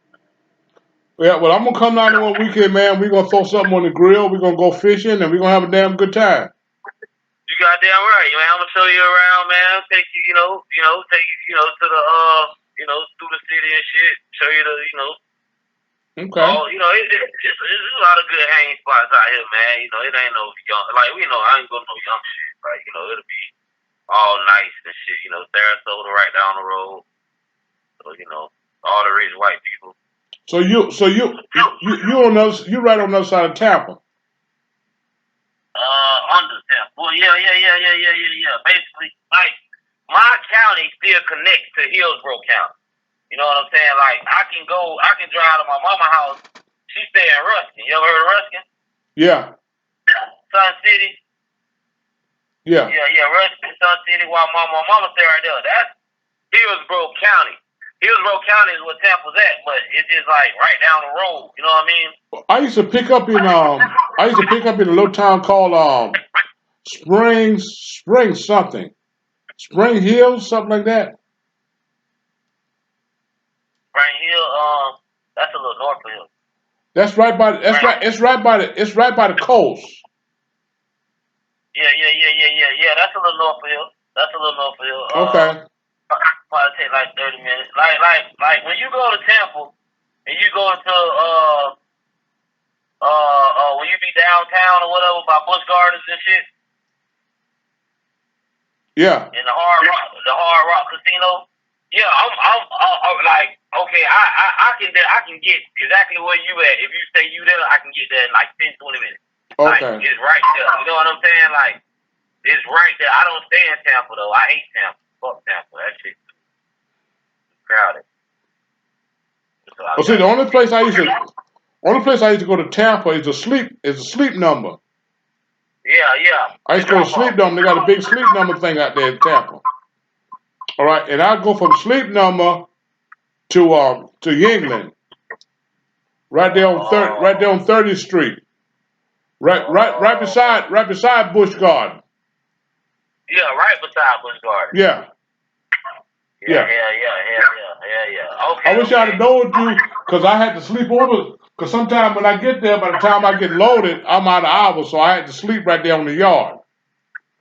Yeah. I mean, we ain't keep contact. I talked to you when I was living in Panama City one time. Yeah. Yeah, I talked to you when I was up there and shit. I hadn't lost contact with you though, but I mean, like, yeah, man. I mean, shit. I love to come to South Carolina. I ain't gonna even lie. Shit, like the. You ain't never been to South Carolina. Yeah, I've been one time, but I was small. You was a kid. I don't remember where my stepdad is from. It was country. I know he stayed like on some back roads, and then it was like a boating ramp at the end of their road. Okay, you might have been around Ellery, Buford, or Charleston somewhere. But anyway, man, look, I got to get off of here, man, because I got to get me something to eat, man. Yeah, man, go on down to your business, man. I ain't even start putting these damn tents on yet. I'm tripping. Yeah. But look, it's nice talking to you. This video going up as Amos. No, let's see. No, Koom, Amos, and Collier. All right, bet. Okay. Yes, sir. I'm gonna put one out too, man. Yes, sir, man.